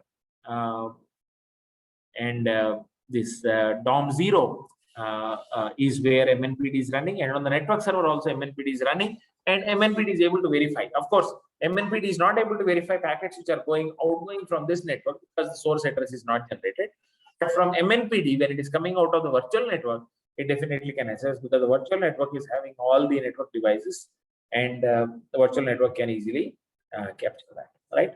So you have these 5 tools, 5 components: the memory introspector, the process validation, behavior comparison, and project preprocessor, and also you have NV detector, right? The network and virtualization detector. So after MNPD, we came up with this model called NV Cloud IDS. NV Cloud IDS, we have combined hypervisor introspection with the network introspection. So it was kind of these things. So that is something that is there, right? So this is the, and then you have NV Cloud IDS running on the virtual bridge here, and then NV Cloud IDS running here also, and they could get that kind of information, right? So we combined these 2 models, the network layer and the VMM layer. It's called Program Semantic Aware Detection. In fact, NV Cloud IDS was asked to be submitted as a journal paper. So we created this this new model called security model at network plus VMM. So this hybrid models must actually give better results than MNPD. Network plus VMM layer should give better results. but we did not think about that. So when we got MNPD, we got better results. MNPD plus this, that is NV Cloud IDS, we got a poor result. And hence our argument could not stand that as we combine more tools, it will give you a more accurate result, was not justified. But only thing is we saved a lot of money, but then we lost a lot of this money also. So when you do that, so here we have this security model which can run at both the network. So this is another drawback of research. So we in fact proposed this model first, and this model was published. So we had a model on virtual machine, a model on hypervisor, and a model on hypervisor plus network. Then we developed a model on network. So, but the model on network, which was developed later, got the best results. Now, those best results cannot overcome these results which are coming on a hybrid model. But you will call it a hybrid model only when the hybrid model improves your result in all the three cases. In two cases, it was not improving, and hence we had to drop this content from our thesis. Though we did this work on intrusion detection, and it was mostly machine learning, right? So you can refer to that, and then you can read that. So if you have any questions, I'll be happy to answer, and we can also, I'll just show that paper. Meanwhile, you can prepare your questions, and then you can ask. Many of the tools that you will get in terms of that. So Ether, Zenaxis, LibBMI, Hedge Injector, Dracoof, Recall, and VMSafe. So each of these attacks. So these slides I'll share with you, so you can look at these tools. I don't think we can do all that. So explore them, set it up, run those tools, and then you can actually work it out, right? So that is what it is. So for those who have any questions, I'll be very happy to answer. Sir, thank you. Vinod here. Yeah. Sir, can you hear me? Yes, Vinod. Please go ahead. Sir, one question I had, like you were talking about the evasive malware. So I just wanted to understand like how you identified evasive malware, because as soon as like the malware is installed or enters in a system and it understands the analysis environment, it will say dormant.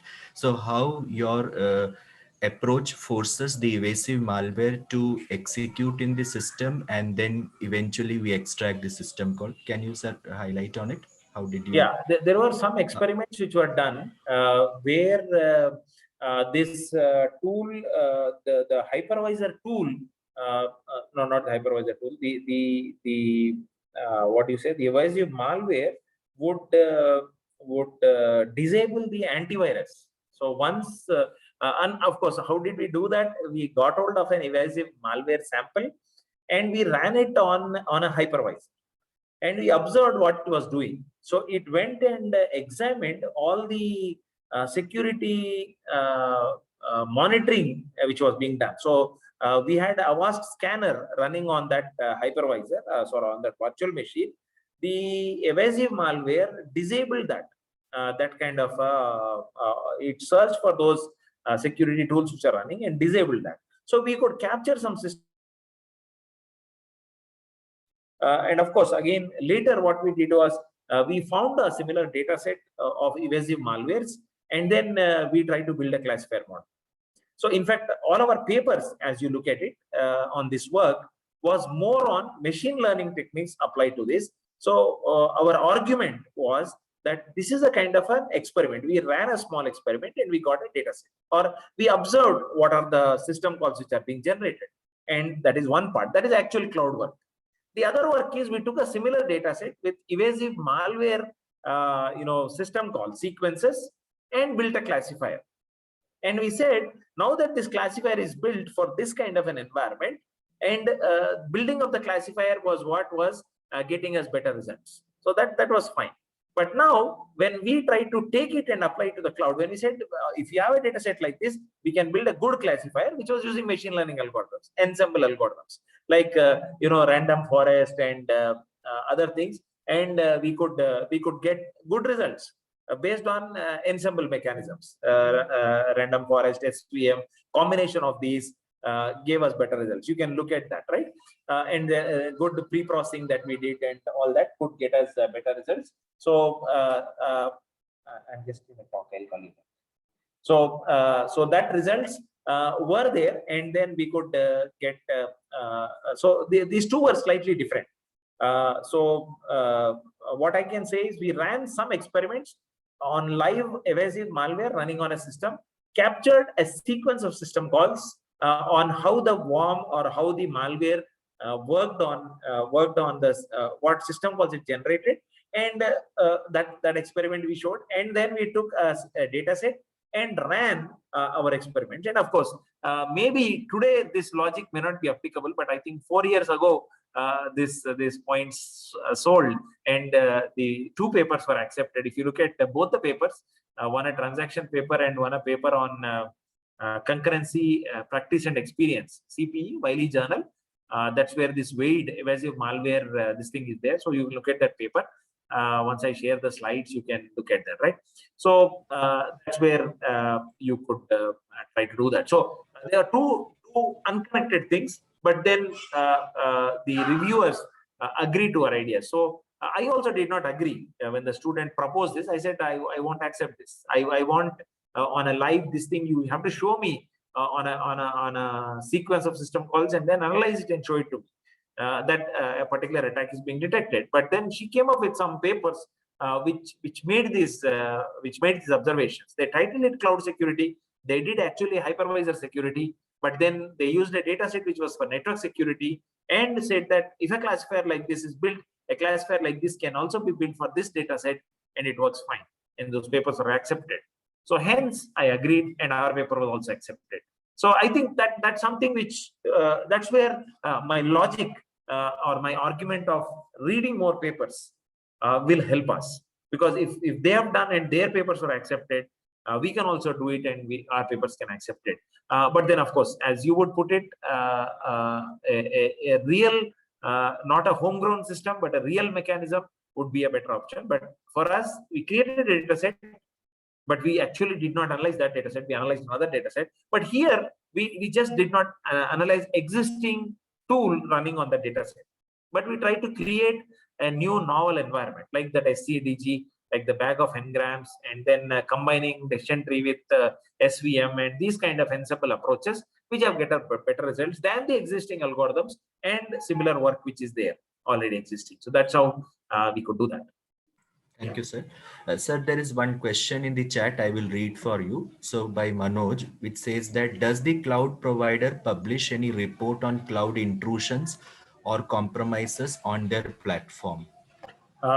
Yeah, cloud service providers don't, but the like VMware or OpenStack, the vulnerabilities are published. So you must be aware of CVE, common vulnerabilities and exposures. That's a website which publishes. So whenever you want to run this, I gave this problem to one of my BTech students. They are sharp guys. So I said, why don't you implement a VM escape attack and try to create a defense mechanism?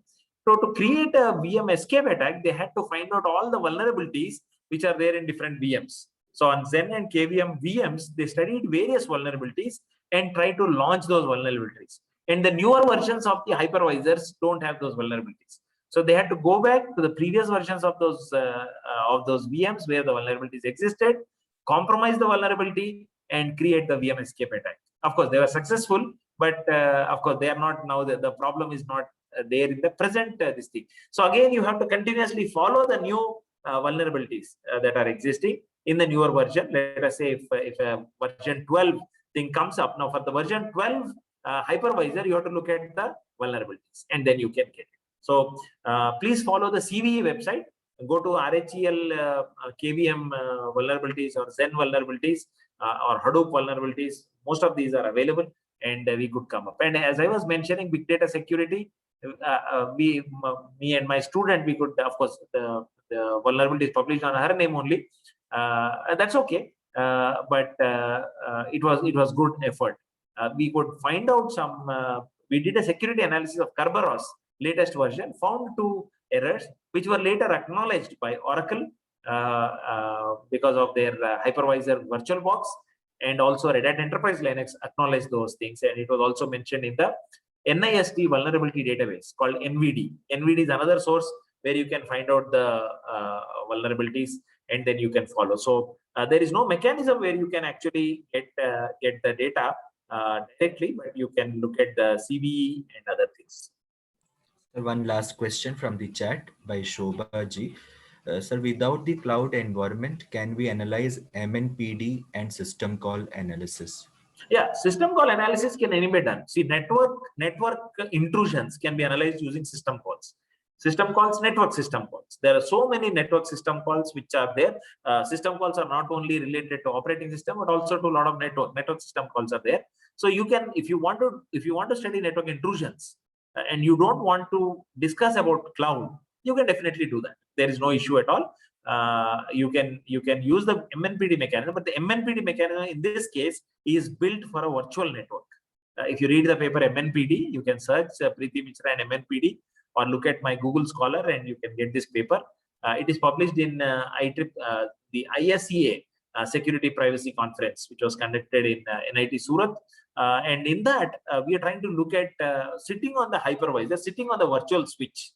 All right, on the OVS, we try to capture this data. So most of the papers that we published are talking about the attacks inside the cloud, going into the cloud. So most of the attacks are on the hypervisor only, on the virtual machine or on the hypervisor on the virtual network, right? So it is attacks in the cloud. When I talked about this problem statement to my student, who was recently, she got married after 1.5 years of joining PhD, and she wanted to complete as soon as possible to join her husband. She was in tears because she said, this is impossible. But I said, okay, don't cry and all. And I said, okay, you try for 2-3 months. If you don't get it, it's okay. If you get it, fine. And she tried for 3 months and she got it. She got about 6 to 7 papers. You just go and look at her DBLP profile or scholar profile. She's working in a government university now. So I think hard work always pays. So when you take up a difficult problem, it is difficult, you struggle, but once you struggle and get good results, you get good publications, your future is very good and you are recognized. Any day, if you ask me, any student comes and I say, please look at her thesis, do as much work as possible, right? So it can become a reference point for you. So please try to look at that. Thank you so much, sir.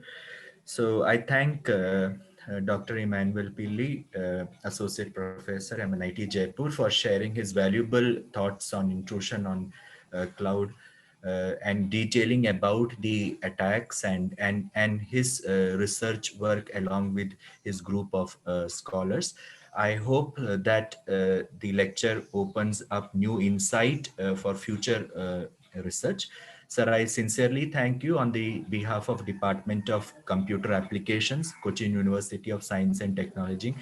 You have taken your time out of your busy schedule, and thank you. And we look for future collaborations with you, sir. Thank you so much for sharing your knowledge and sparing the time with us, sir. Thank you so much. Yeah, I'll share the slides and the papers so you can circulate so students can benefit. Sure, sir. Sure, sir. Thank you so much. Thank you. Have a nice day. Sir is already here. We can start. Hello? Yeah, we Okay. can. Yeah, you can hear me. Okay. Yeah. We'll start the session? Yes, we can start. Sir is already here. Okay. Yes, I am here. I am here. Okay, sir. We'll start the session, sir. Yes. So, yes, one. Hello all. Good morning and welcome back. Today again, we are lucky enough to have another eminent speaker with us today, Dr.Subhasis Bhattacharjee, Associate Professor, IIT Jammu. And I'm indeed very happy to introduce him to you all. Dr. Subhasis Bhattacharjee completed his BE in Computer Engineering from SV Regional College of Engineering and Technology, Surat, under South Gujarat University. He did MTech and PhD in Computer Science from Indian Statistical Institute, Kolkata. He was a postdoctoral research assistant from University of Bristol, UK. He has been working in several positions in multinational software companies in India before joining IIT Jammu as a permanent faculty. He has been actively working in the areas of distributed algorithms, ad hoc and sensor networks, VLSI testing, and VLSI CAD graph algorithms. We welcome you, sir, for sharing your valuable thoughts and knowledge with us. Yeah, thank you. Thank you. Yeah. So very good morning to all of you. Yeah. Uh, I mean, there are around 90 participants, and I'm really happy to see all of you. Although it's a virtual and mostly we are not able to see anyone, but may I share my screen, correct? Yes, I'm just sharing screen. Yes. So today, I'll be talking about this particular. Is it fine that are you able to see my screen properly? Yes, sir. Yes, sir. Okay. It's okay. Okay. So it's going to be a quite a discussion, and in fact, what I have tried is to give you an overview of an obfuscation techniques that are applicable in VLSI design. So I belong to, I have worked something on VLSI chip design company. I worked in Synopsys. I worked in, Microsoft, and many of my works are basically related to VLSI chip design. Maybe it is the process of logical design or physical design, in the sense, in India, we don't do a fabrication. For fabrication, it goes via Intel and all, it goes to Taiwan for fabrication, but we do the chip design. But while doing the chip design, for example, I am working in Synopsys and someone is working in Intel, and we work very closely. And how do we actually exchange the design? It's a large design, protections and everything. So today our discussion will be securing VLSI chip design using obfuscation. Now, I'll tell, this particular FDP program is with respect to security related. So I have chosen this topic to ensure that it matches with my expertise as well as the requirement.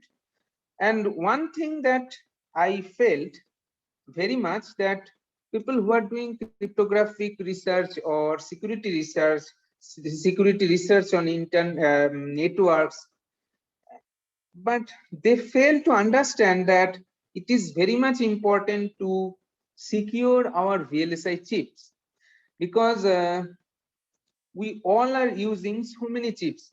For example, 90 faculties or experts are here who are attending these meetings, including me and others. All are using maybe tab or laptops. Each of this component contains multiple chips, your memory chips, your processors, some programmable controllers, graphics card, and so many things. So it is also important to secure those chips. And not only secure those chips, when those chips are being manufactured, who are manufacturing, maybe Intel, AMD, and many other companies, and who are the other companies supporting manufacturing are the companies like Synopsys, Cadence, Mentor Graphics. So if I take a dig on it, let me write it here. So chips are manufactured by few companies like Intel, AMD, or graphics chips are coming from NVIDIA. These are the companies who are manufacturing chips. Then to manufacture such huge chips, there are several software companies who are working. For example, Synopsys, Cadence, Mentor Graphics, and these are the companies which are actually giving you a platform for designing such chips by providing software development kit or hardware development kits, not software development, hardware simulations. How do you know that your hardware is going to behave exactly like what you are thinking? So specification to the manufacturing. Then there are various companies like Taiwan Semiconductors, and those they provide actual manufacturing. Okay, and all those things together finally will make your chip, and that will be put into your laptop, your mobiles, your this thing, whatever, I mean, tabs and so on. Now, when I'm working in, I worked in Synopsys, and there are fellows who are working in Intel, and we have worked very closely with them. Means I have, because there are some chips that are not working with Intel as expected, I mean, during the design phase. So there are some modifications, or maybe we jointly understand that there are some issues. So we modified certain portions of the chip and then transmitted over. But this transmission cannot be possible through emails, correct? Emails are anyway encrypted because a huge design. Okay, I mean, you cannot think of the size of the design. So for example, the size of the design, how can we write, what is the meaning of size of the design? It's basically the number of gates. So most of us already studied something like digital electronics or gates or something. So you have done Carnot map, or maybe state machines, counters, registers, and so on. But these are just one of the few items, correct? But if we think together a big chip like Intel Pentium processors, I mean, Pentium processors are obsolete now. It's like all this i7, i3, i5, or the processors that are available with our mobiles. And the amount of design size is, I mean, most of us in our machines has like 1 terabyte of hard disk or something, 2 terabytes. A single design can go up to 1 terabytes or something like that, bytes. I mean, you say that, I mean, it's in terms of bytes I'm talking about. I mean, what does it go actually? It goes in many folds. It can go with block levels. I'll come to all the terms. So my objective in this particular discussion of 1 hour is to just give you an overview of the terms, overview of the things. So Intel found some design, although I'm showing it as just a small block here, but you can think it is like 1 terabyte of some design, and that will take few I mean days to compile.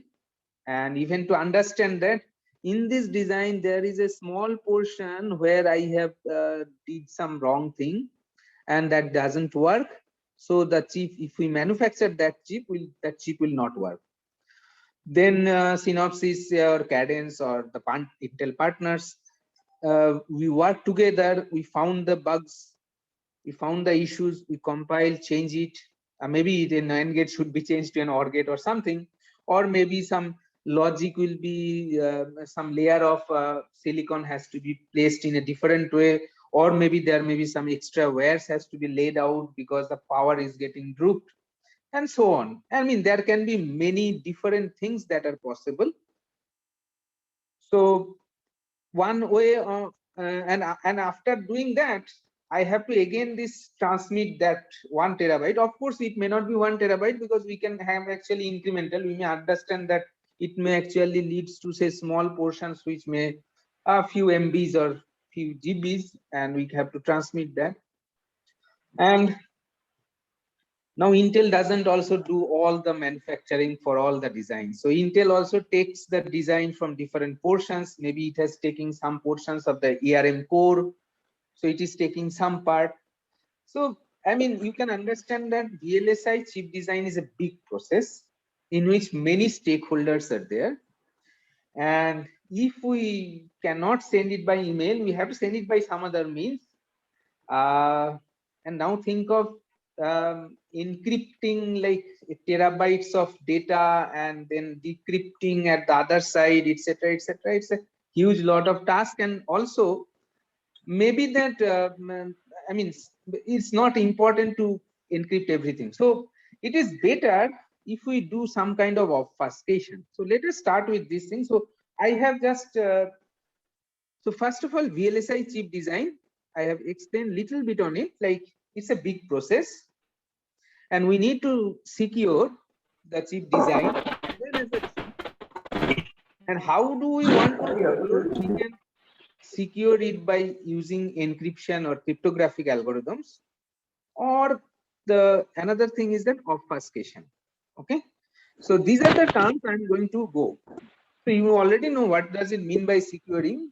Many things comes under securing. It can be privacy protections, and it can be unauthenticated, I mean authenticated access. I mean there are many things, or stop from attacking vulnerability and so on.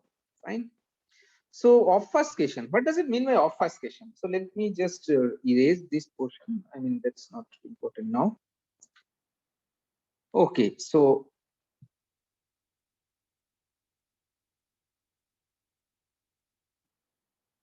obfuscation. Obfuscation is basically some kind of obscuring or distorting or misrepresenting the intended meaning. So that's the dictionary meaning. Okay, so I mean, all those words are synonymous. You can distort or you can misrepresent the intended. Well, then the question is, what does it mean by intended meaning?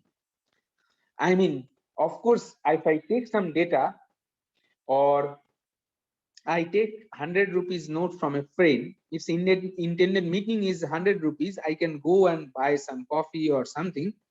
So, and I just like I took something like that and I take a movie from your machines, that is just a data, and it has an intended movie is basically I can display it, I can watch the movie and it can display. Now if a movie is obscured or misrepresented, it doesn't mean anything. But suppose I take only some statistics of it. Say for example, there is a cafeteria, I just want to know not who have taken tea, coffee or something, instead how many tea, coffees have been sold, what is this profit margin. I mean, he particularly wants, but he doesn't want to keep remembering everything, like who are the persons who have taken coffee or something, or instead we are interested in an aggregated view of the data. So it can be many intended meaning.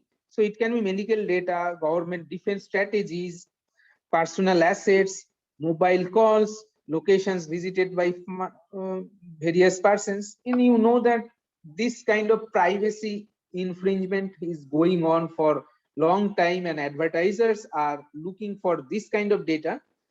But okay, one side we do not know, need to give the data, but other side it is very important to give. For example,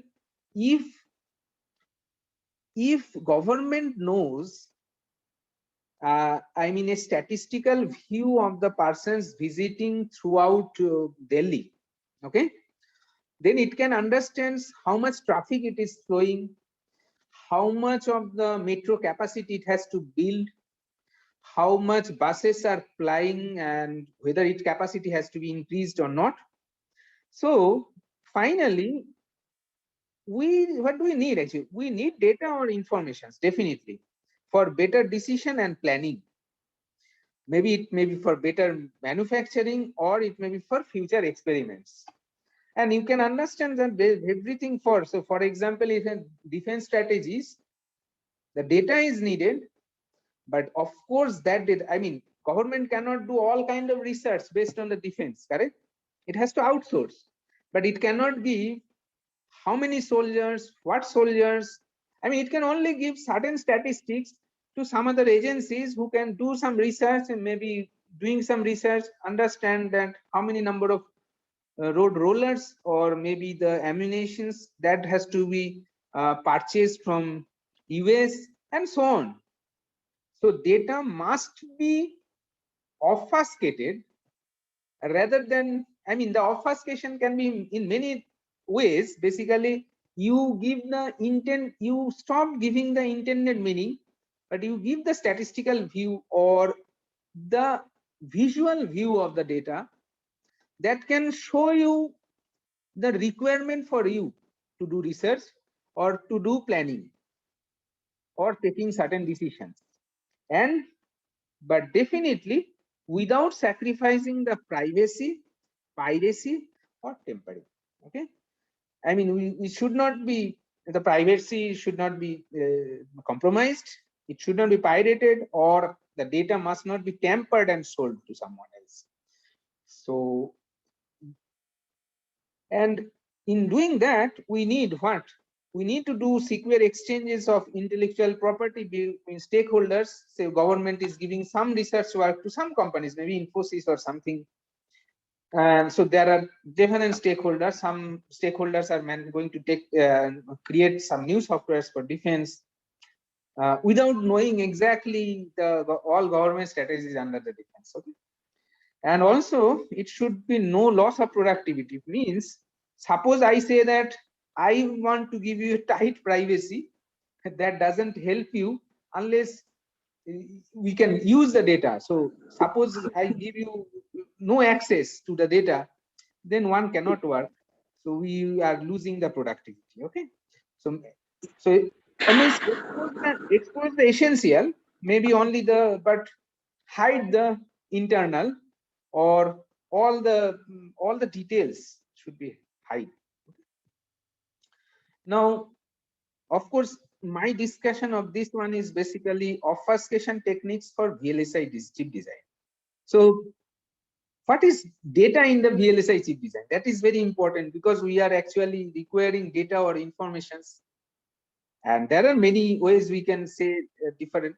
So in VLSI design or hardware terminology, some terms are there. So I'm just, we know integrated circuits. It's a set of electronic circuits on piece of chip of semiconductor materials. So we say that ICs, we brought ICs. I have bought microprocessors. That is also IC. And VLSI is basically very large scale integrations. It is actually a process for manufacturing ICs by combining millions of transistors, and not millions, it's a billions of transistors into a single chip. So that's just a manufacturing process. And digital design of design of VLSI chip comprising of many things. I've just put two things like digital circuits, interconnections, fabrication layers, stick diagrams, and so many. And the biggest problem, apart from the security issues with the VLSI chip design compared to any other things, say for example, in the CoWIN platform that we are using every day. So if you see, the platform is owned by government. So no way I can tamper or I can get the actual hardware. Okay, I cannot go and inspect the hardware. Fine. And then our data are saved, vaccination dates and so many things. Maybe government is saving some more things that is for their planning. But one thing is very important, that all the hardware resources with respect to CoWIN, the software resources, everything is with the government.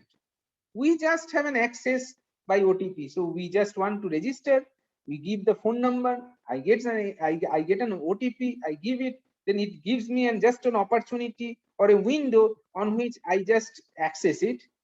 But I do not have any access to the, but in contrast to that, for VLSI chip, the chip is with the user. Okay, I buy a laptop, I get an processor, Intel i7 or i5, and that i5 processors, few thousands of i5 processors are manufactured by Intel, and the same processor, exactly identical processor with only serial number encoded in a different form, is given to you or someone else. So I have the ability to take out that chip, probe it, because it is a hardware, I have bought it, I can experiment with. So what can I do experiment with? I can do reverse engineering Of course, you can think that, okay, it's a very small chip, it is doing, but if we want to pirate a CD, I buy a CD and then copy the CD by some mechanism, correct? So that may be a cheap thing.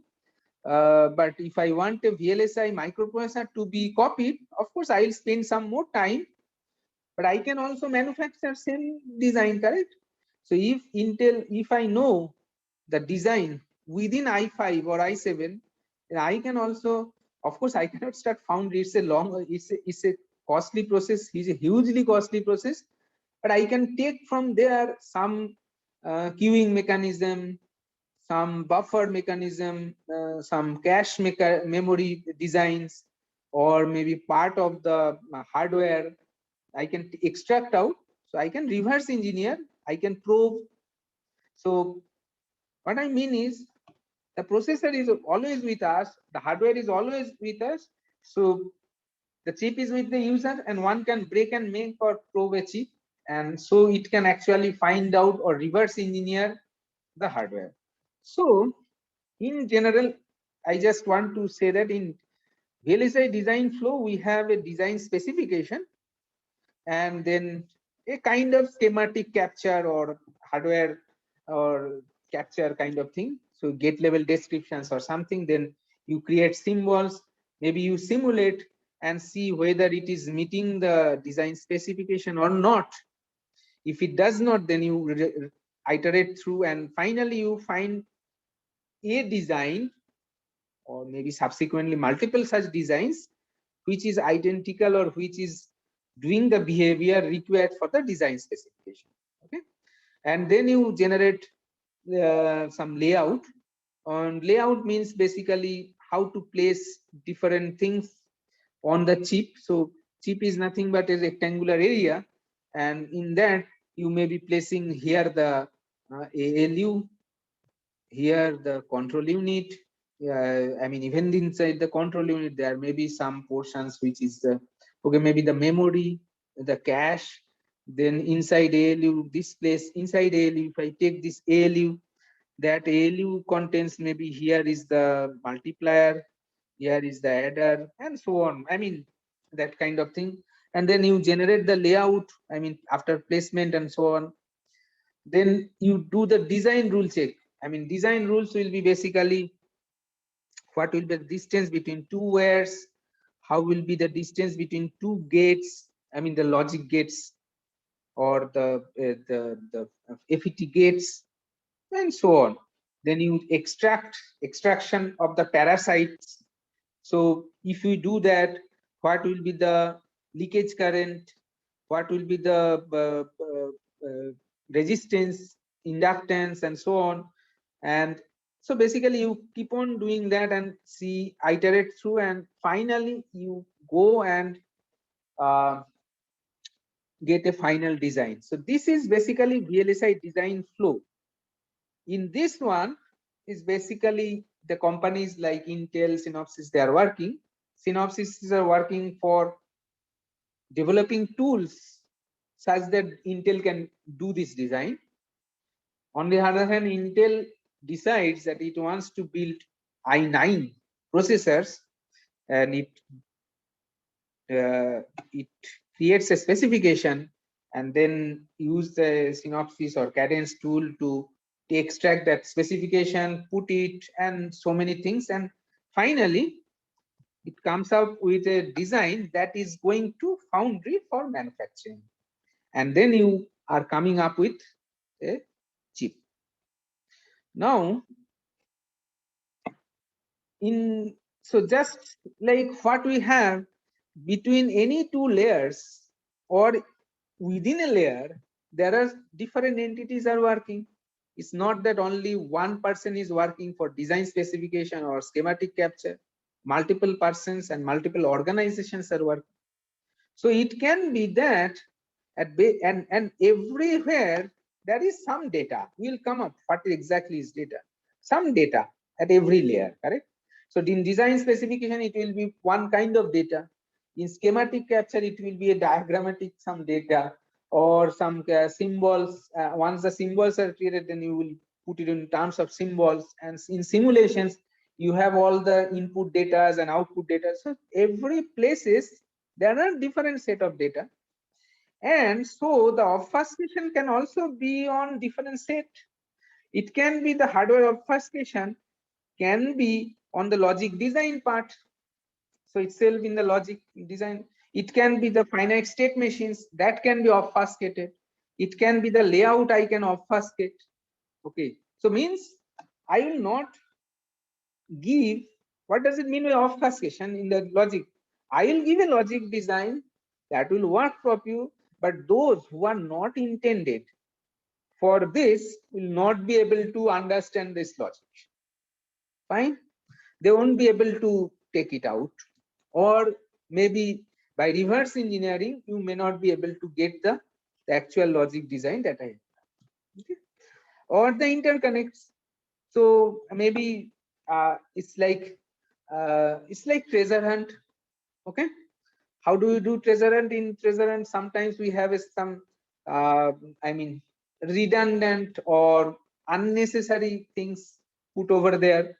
I mean that can obfuscate, or that can actually slow the process of treasure hunt. Okay, that's almost the same thing. But if we do anything in computer science or something, we have to ensure that certain principles are maintained and we get a final result correct. So usually there are two kinds of obfuscation approaches, and this this hardware obfuscation have been coming up in around 2006-7 time frame. So it is like last 15 years this kind of techniques have come. There are many two kinds of obfuscation: structural and physical design. So I'll show one more slides on structural and physical design obfuscation. So structural obfuscation tries to hide the true functionality of device. And what does it mean by true functionality of the design? Suppose I have designed an adder, and you just try to obscure some way that, and I never tell that it is an adder. Okay, guys. So that's basically you try to hide the functionality. And the physical obfuscation is alteration of the circuit elements which are difficult or impossible to observe. So it's something like structural if you remember in the cryptographic era, earlier people were thinking that we'll not expose the cryptographic algorithm, but later on they found that the algorithm is somehow known. Okay, people get it from here, maybe by intruders or something. Then they change, instead of going for the algorithm, they change it into key. So even if the algorithm knows, I mean today's cryptography world, symmetric key, I mean public key cryptography, and everywhere it is basically the key that is changed. So key, the public private key pairs are different, and key lengths are quite large, that it is almost impossible by general computers or to do brute force method. And there are many other things like prime factoring and so many, which kind of keys are going to be. But the algorithm by which the encryption is happening is known. Okay. Similarly, here also structural obfuscation is kind of algorithm rather than, and the physical design obfuscation is alteration of the circuit elements which are very difficult or impossible. So obviously you can expect that the structural obfuscation may not be so successful. So we'll just give you here.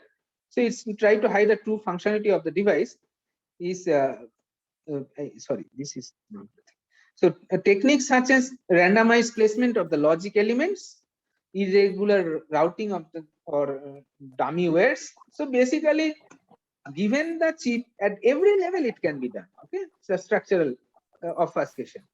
So instead of you just randomly place the logic so that you cannot find the things, or maybe you put some extra wire, dummy wares and all. So that's the way you try to hide the functionality. I mean, but it does not prevent the advisory from recovering the complete netlist, because although you are trying to hide the true functionality, but the functionality remains because you are your chip is to work, correct? So you cannot stop that. Okay. The other thing is physical design obfuscation approach. This is what we are going to discuss. Alterations of the circuit elements which are difficult. So we can do localized change, or maybe the doping concentration. If I think of the physical layer, I mean how the manufactures are happening, or maybe dielectric manipulations. So what happens, suppose I change these things, and then maybe whoever is probing from outside may not understand what exactly is happening inside the chip. Okay, so some behavior in the silicon itself we are trying to change, or maybe we just do gate camouflaging, change the intended behavior of the gate or something, altering the circuit functionality. So maybe actually altering, instead of adder is just do something, adder of only 4 bits or multiplier of 4 bits or something.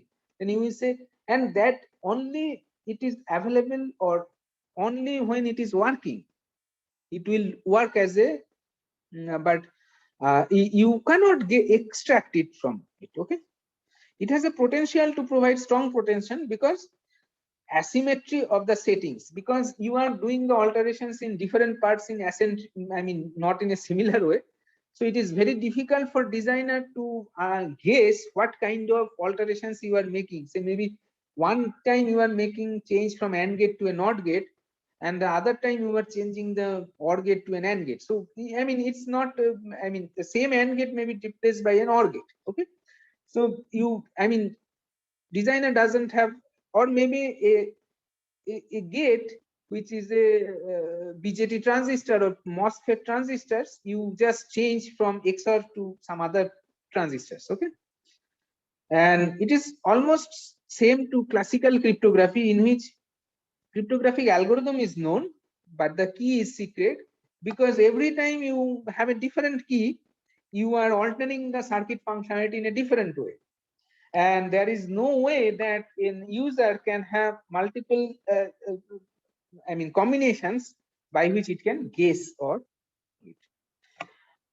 Okay, now what is the object, what are the objectives of the advisory? And I mean advisory, not advisory, adversary, or the, I mean the attackers. What, why do you need? He may wants to learn the device property and design rules, or locate the sensitive signals or wires or buses. I mean this is very important. For example, sensitive, you know that today all the ATM cards have chip. Okay, all the ATM cards have chip means it has wires, buses, and there are certain signals which are important.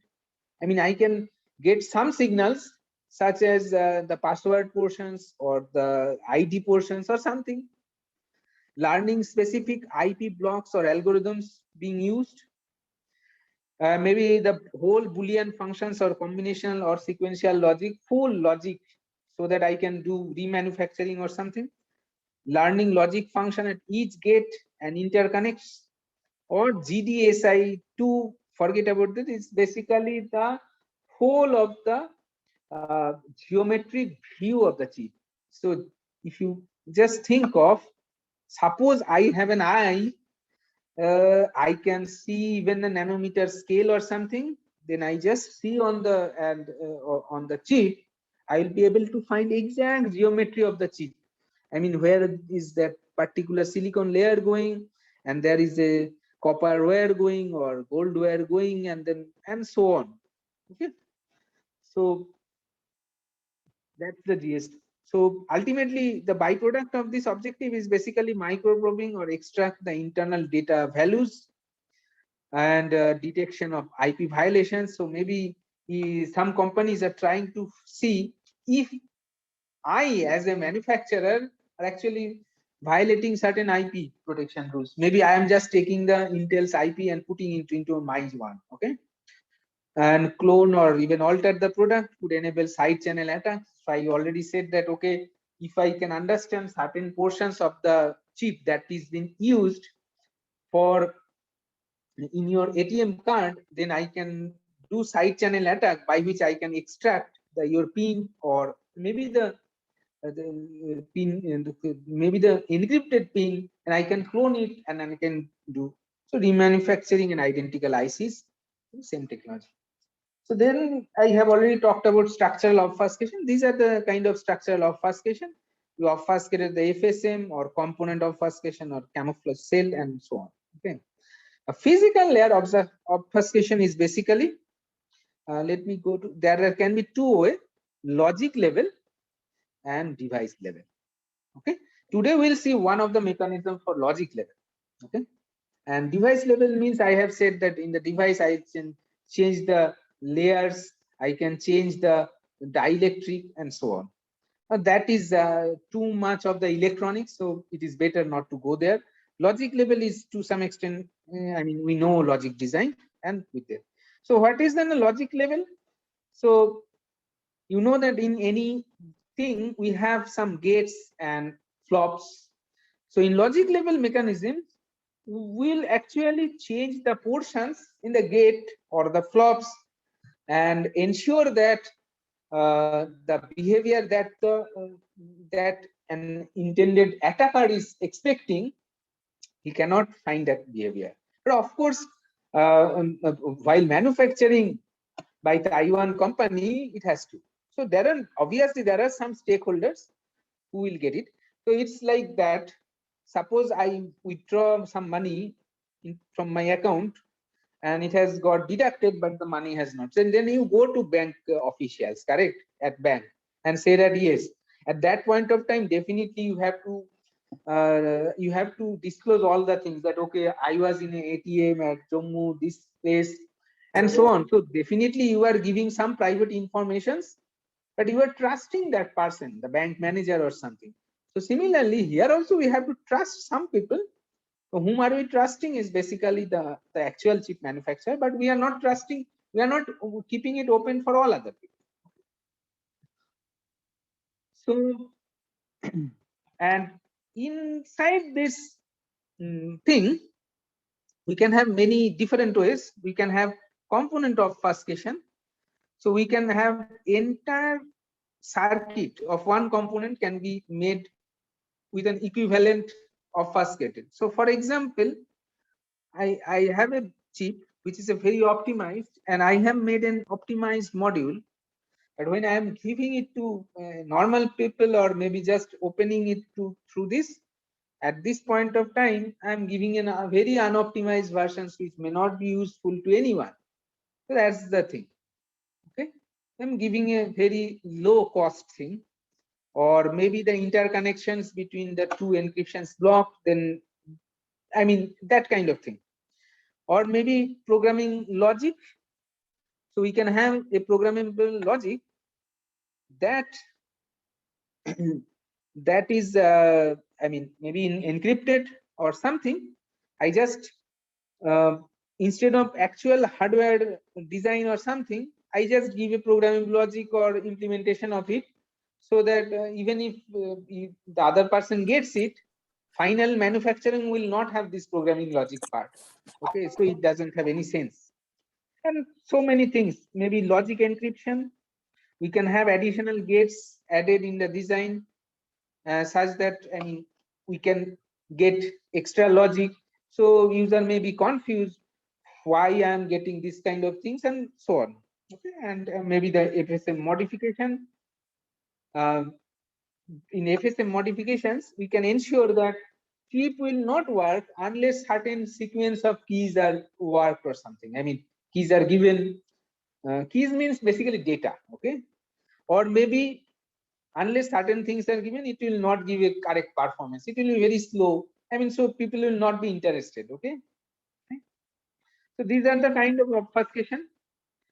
So one kind of obfuscation technique that I mean we developed with two other authors is a certificate-based encoding of gate level. Now, first, even if I go about these things, let me just go to what does it mean by gate level. So I mean, of course, encoding and decoding together. So we create a certificate. I'll just give a brief overview of what is happening over there. First is gate level. So this is a gate level description. So we are in the logic view, and this particular thing, perhaps this kind of structure or thing is very known to all computer science people. So we know that these are gates, AND gates, OR gates, and so on, XOR gates and all. So gate level description means a description given in terms of gate. Now this is a schematic view, and this is, I mean, of course, it's not one-to-one. This is a description. If you can see it, it is given in terms of AND, NOR, etc. And usually this file comes up with this set of headers saying that, okay, there is 4D type of flip-flops, 4 inverters, 1 input, 1 output, 24 gates, and so on. And this is the, and these are like, this is just one unit, U31. It's like U1, U4, U6, U7, U5, and so on. And instead of giving this schematic, you can give some. So from schematic, we can go to this description, or from this description, we can go back. Of course, this is not one-to-one description. I'm not talking about that, but I'm just taking one description and I mean usual. But now this description in the logic level is not so small. In an usual, I have taken only part of it. So usually I was talking, no, it can be few 100 MB, okay? And now you can understand that if it and it gives a overview of plenty of things, and not just AND OR gate. You can have a block, okay? You can define, okay, this is one block, and this block name is BLK1, and inside this BLK1 you have so many things. Then you have BLK1 has some outputs, inputs, and some configurations, and it has been used in multiple places and so on. Fine. So we have given a method by which we allow secure transmission of gate level descriptions. Such descriptions can be by using simple certificate based encoding techniques to obfuscate the gate level description. So this is the original description. We obfuscate the original description and generate a new description which maybe looks like, I mean, I'm just giving. So this was my original and this is my modified. Okay. And then send the modified across it. Okay. So we create a certificate, and the certificate comprising a small set of input vectors with true values responses. Okay. And certificate is encrypted using standard public key encryption and trust. So I just send one time a certificate, and that certificate is available with the other side. Okay. And this certificate is a kind of small set of input vectors, and of course that may be just few MBs, 1 or 2 MB maybe. And once it is reaching over there, and now I am sending this gate level description, which is a modified description, but without an encrypted. It's just going like AND or gate or something. Okay, but it is not the original description, that is not going. We are changing into modified, and that is going. Okay, maybe I'm just not going. It is just put it into FTP server or maybe web pages or something. One can just download it or something. And but that is completely different from the original circuit. Okay, and of course this will not serve the purpose, but it will serve for different purpose. One thing is, once the other person takes it, what it will do, there are many people entities. Say for example, some people just want to know how many inputs are there.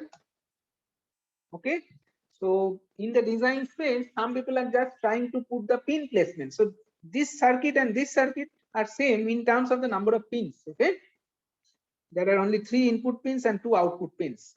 So who in the design field is working for only pin placement, he can still work with this circuit. the right hand side of the circuit, because there is no difference between the pin placement of this thing. Those who wants to count and the number of gates can also do it, because there is all exactly same number of gates. So who is just trying to budget the amount of area it is required and etc. in the chip space also. The only person who cannot do is basically who will actually simulate the circuit. So that means those are the privileged one, those whom I can trust, just like the bank manager whom I can go and show my ATM card, see that, sir, I was using this card and it was debited from my account, but I didn't get the money, and so on, so on. I mean, you disclose all the details, and he also checks your accounts and see, yes, it has been deducted. He also checks other details, and then maybe reversal of the fund or something happens. Okay. So instead of giving this circuit, we are just giving this circuit, and this circuit is not exposed to the outside world. And but certificate is exposed. Certificate is given. So finally, what happened? The certificates guides the encoding and decoding process at the sender and the receiver. So encoding at the sender, decoding at the receiver. Integrity of the decoding descriptions is also verified at the receiving end using the same certificate. Now, along with the encoded gate level description, we receiver can now decode the original gate level description. So we just see this is the outline. Okay. You can just put a marker here. So this side is the sender and this is the receiver. So there is a gate level description. There's the original description. It generates a certificate using ATPG, GCC, forget about that. There is some way to generate it. I mean, of course, I mean, if we go into details of how the certificate is generated and so on, it will be difficult to understand. Then that certificate is small enough, and this is encrypted by public key encryption and then transmitted to the other side. And this certificate is also used to take the gate level description, and now if I change the gate level description, my certificate generation is also getting changed. Okay. So not necessary that each time I have the same certificate. I mean, and also certificate generation is also quite random, and it is using public key. So you can assume that if I'm using public key encryption, it is purely secure. So there is no question, at least of today's world. So certificate is transmitted purely secured, and only authenticate user can decode the certificate and use it. At the other side, what happens? We receive the encrypted certificate, decrypt it, certificate extraction, then certificate and the actual encoded logic we get the decoded logic, and we check the integrity checking with the certificate, extracted certificate, and it may fail. Or so why it can fail? Suppose I give an encoded logic, but someone like a naughty boy wants to change the logic. I mean, he modifies that gate or something. I mean, someone attackers tries to infringe it and basically modifies man in the middle attack kind of thing. So basically just converts some gate, maybe this change to some other gates, but then this is also encoded. So once you decode, it will be transformed into some other gates or some other connections, I don't know. So it will not produce exactly the same circuit, and because it is not producing the same circuit, it is not producing the same circuit, the integrity checking will be failed. So I'll drop the circuit. So I'll say that, okay, I have not received the correct encoded logic. Maybe Intel will say synopsis, so I am not getting that, you try to send some other circuit or gate level description. So that's the general flow. Okay, this is just one of the many obfuscation mechanisms available. But one thing is very much important in this particular flow is most of the flow is actually most of the flow boils down to actually almost similar thing. Like there are two sides of it. one is a sender and this is a receiver. Sender makes some obfuscation. So this is the part of obfuscation and this is defuscation, deobfuscation. So that's the principal idea. Okay. And just for the sake of, suppose I take the whole circuit. Of course, it's a very small circuit we have experimented with. We have experimented not with any industrial design, only with small design. We can still see that okay, this is basically, there are two different kinds of certificate generation methods and their efficiency. So you forget about how, but this is what the time, approximate time required for certificate generations and encoding. So because of the, we are not encode, we are just encoding or basically obfuscating the original descriptions, but we are not using public key cryptography to encrypt the whole things. Suppose we encrypt the whole of logic. So instead of this kind of approach, instead of this kind of approach, we take this circuit or this circuit level description and we take this circuit level description and use cryptographic techniques to encrypt it. What would happen?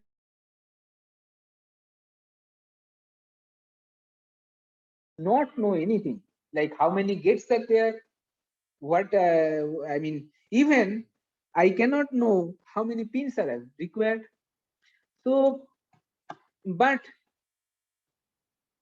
by obfuscation, it is important that certain characteristics that are statistical in nature or that are required for some things can be.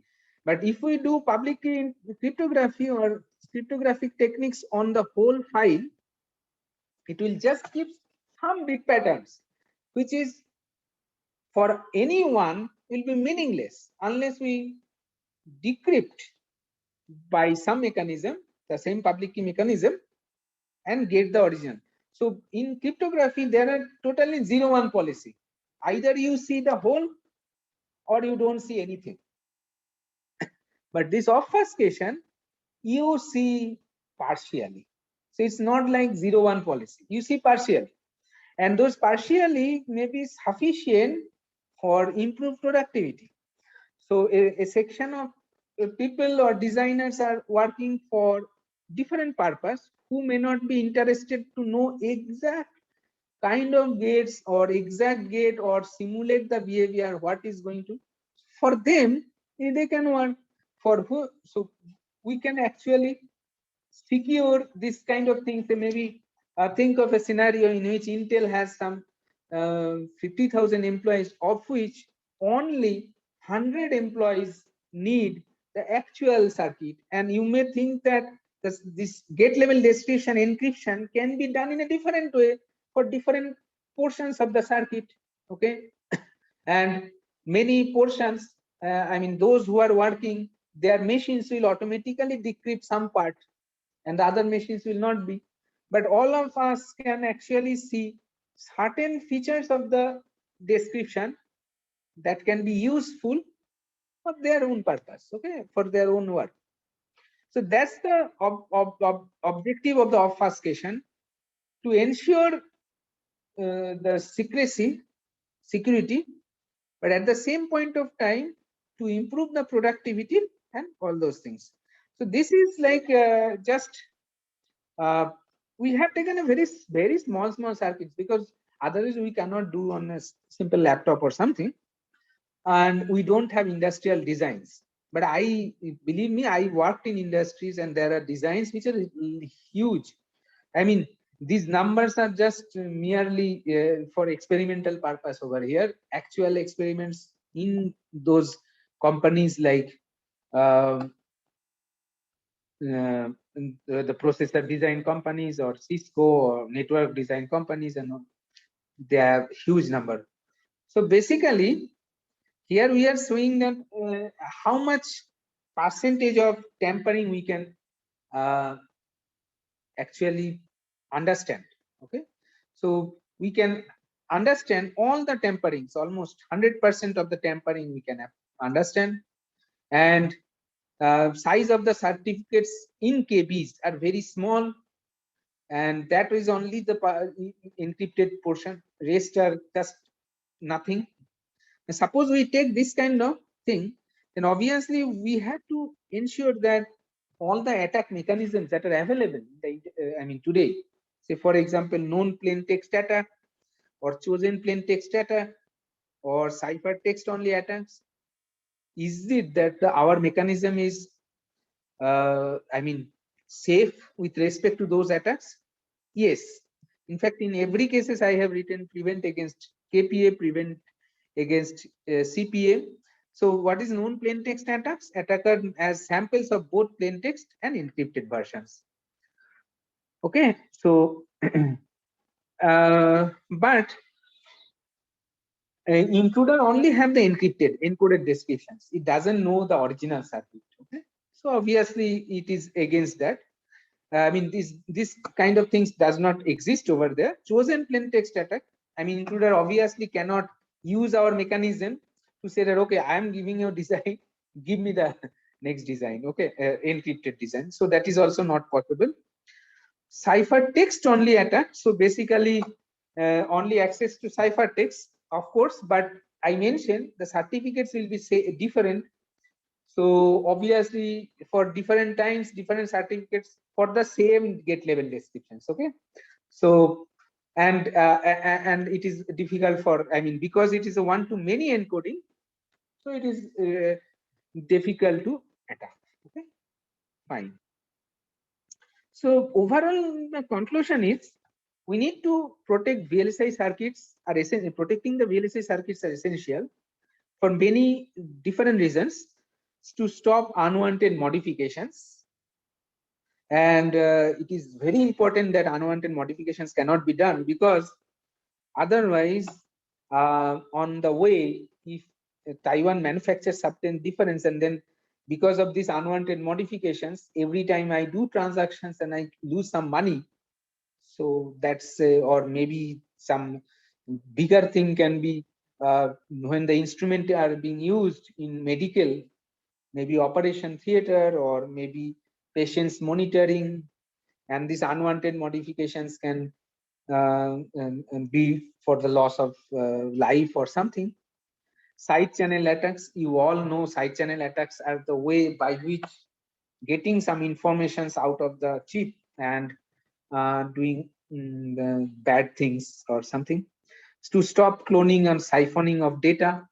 So I got I can clone my the ATM card, or siphoning the data means I can get many ATM cards data, and maybe this data can be given to some other who are actually target advisors or target advertisers or something. And stop IP.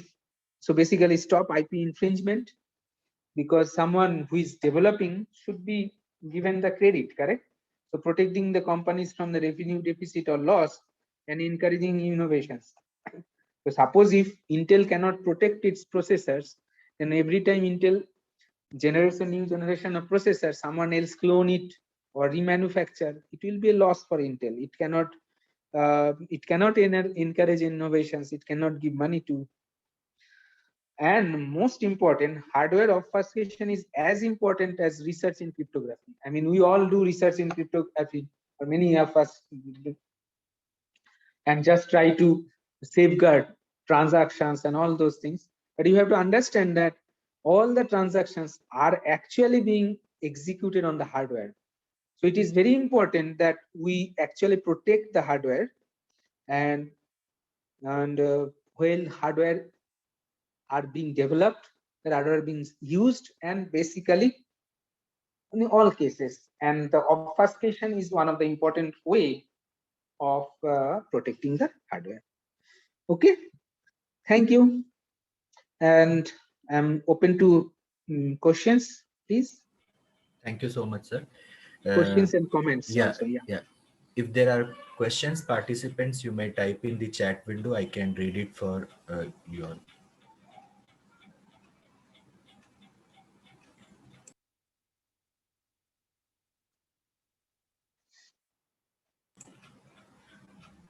Sir, we know here. I just I just want to ask one thing. Like, is it possible Mm-hmm. for the attacker Mm-hmm.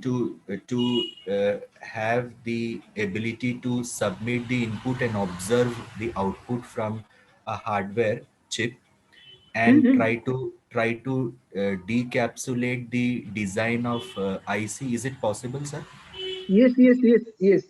Like So by looking breaking, at the state sequence of the element, like can the yes, attacker reconstruct an identical design? Is it possible, sir? yes, yes. This reverse engineering, correct? So reverse Yes, yes, engineering may be yeah. possible, but Okay.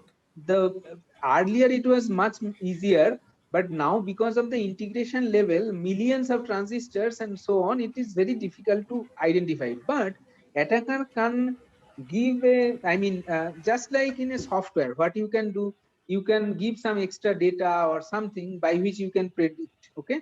Similarly, here also it is possible. The reverse engineering in the hardware is going on for a long time, like 15, 20 years to be frank. And many by, I mean, there are tools also available for doing reverse engineering. Okay.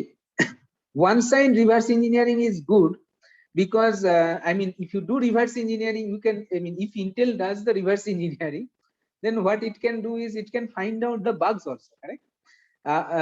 Because if you manufacture A to B and then from B you are trying to manufacture A, correct? So if you cannot reach to A, then you can understand that there may be some bug because of that.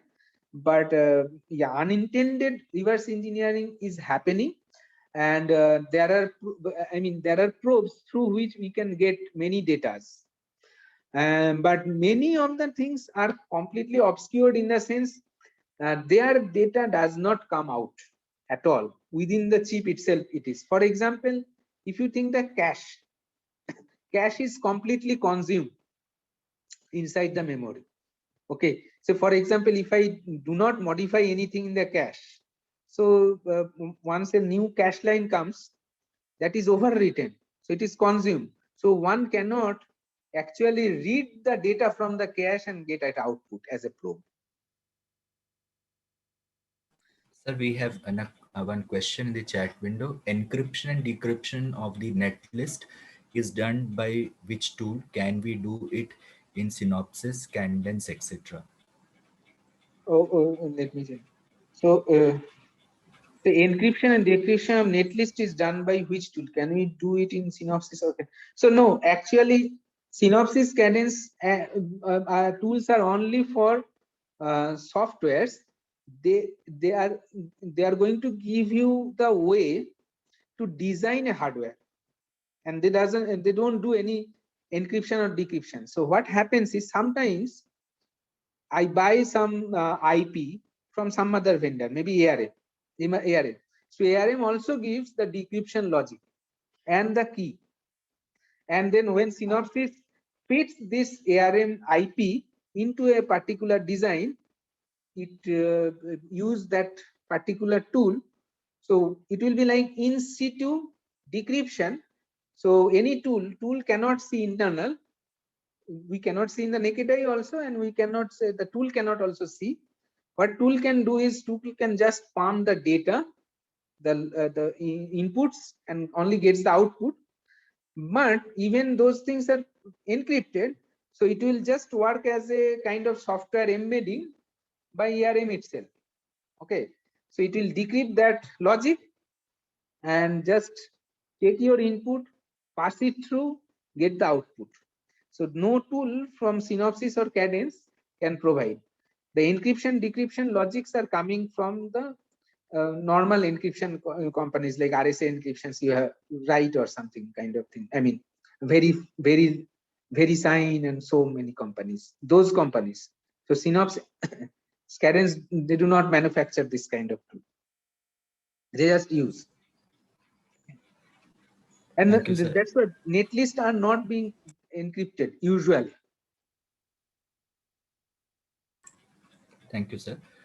So, if there are no further questions, then maybe we can wind up the session. I would thank Dr. Subhasis who have agreed, who have accepted to our invitation, and he has shared his knowledge. And this topic definitely would inspire all of us to further look into the state of art and build new solutions and perform research. So I sincerely thank you, sir, on the behalf of Department of Computer Applications, Cochin University of Science and Technology, for sharing your valuable knowledge, and we will look for future collaborations with you in the related domain. Thank you, sir. Thanks for accepting our Thank you. invitation. Thank Thank you so you. much. Thank you. Thank Have a nice day, sir. Have a nice day. Yeah, thank you, and same to you. Yes, am I audible? Yes, sir. Yes, sir. You can start. You can start. Good afternoon, one and all. The next session will be handled by Dr. Parvez Faruki, and the topic is AI, ML, and malware analysis, security perspective. Let me introduce Dr. Parvez Faruki. Dr. Parvez Faruki received MTech and PhD in computer science and engineering under the supervision of Professor Manoj Singh Gaur and Dr. Vijay Lakshmi, full professor, computer science and engineering, Malware National Institute of Technology, Jaipur, India in 2012 and 2017, respectively. In 2012, he was awarded CFATE a $10,000 Commonwealth Fellowship for 6 months to visit University of Saskatchewan, Canada, for further research. He has been the recipient of Maulana Azad PhD National Fellowship in 2013. He was a part of research team on behalf of MNIT Jaipur for the joint DST RFPR project with South Russian Educational and Research Center for IT Security at Southern Federal University, Russia. He visited Laboratoire Baudelaire de Recherche en Informatique LABRI, Bordeaux, France, to pursue further research in May-June 2015 and May-June 2018. In 2005, he joined the Department of Technical Education, Government of Gujarat, as lecturer in information technology. Presently, he is working as head of Department Information Technology, an equivalent position of associate professor at AVPTI Rajkot. He is additional co-investigator of SAFL project, a security analysis framework for Android, a grant worth rupees 55 lakhs, awarded by Department of Electronics and Information Technology in 2014. His research interests include mobile security, malware analysis, and detection techniques on Android and Microsoft Windows, security of software-defined networks, adversarial learning, and deduplication security and privacy. In this area, he has published more than 27 papers, few among the topmost international peer-reviewed journals and conferences. Most of them are in IEEE transactions. He served as program committee member of ACM's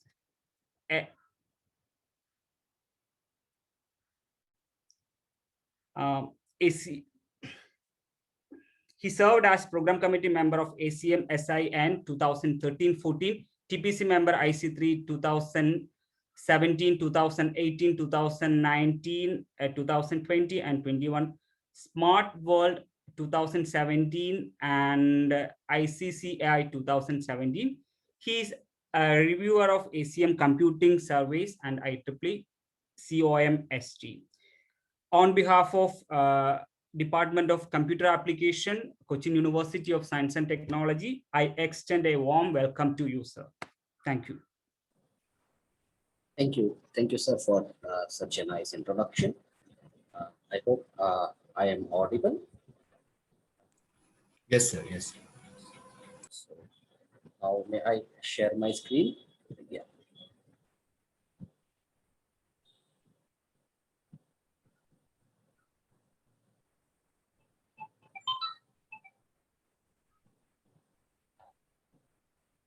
So hope my screen is visible to you, to the participants, and I am Yes. audible, Yes, sir. right? It is. Yeah. It's visible. So I'm grateful to Professor Vinod P, who has invited me to this AICTE ATAL FDP on cybersecurity oversight for information protection. I have had a close association with Professor Vinod P. while he was a PhD researcher and a postdoc with Computer Science and Engineering Department, Malware National Institute of Technology, Jaipur. I was one of his MTech intern, and we had a close association while he was at the fang end of PhD and I was initiating my PhD. Today, I am going to talk about a bit of artificial intelligence and malware analysis with a security perspective. Though I wrote it's an Android security perspective, it could be same for malware analysts who are also working on the Windows platform. So within this 1 hour talk, I am going to briefly discuss the cybersecurity aspects with reference to AI and ML. So if you have any questions, please feel free to stop me in between so that we make this talk a two-way street rather than just a one-way communication with the participants. I'll be happy to respond to the questions if you have.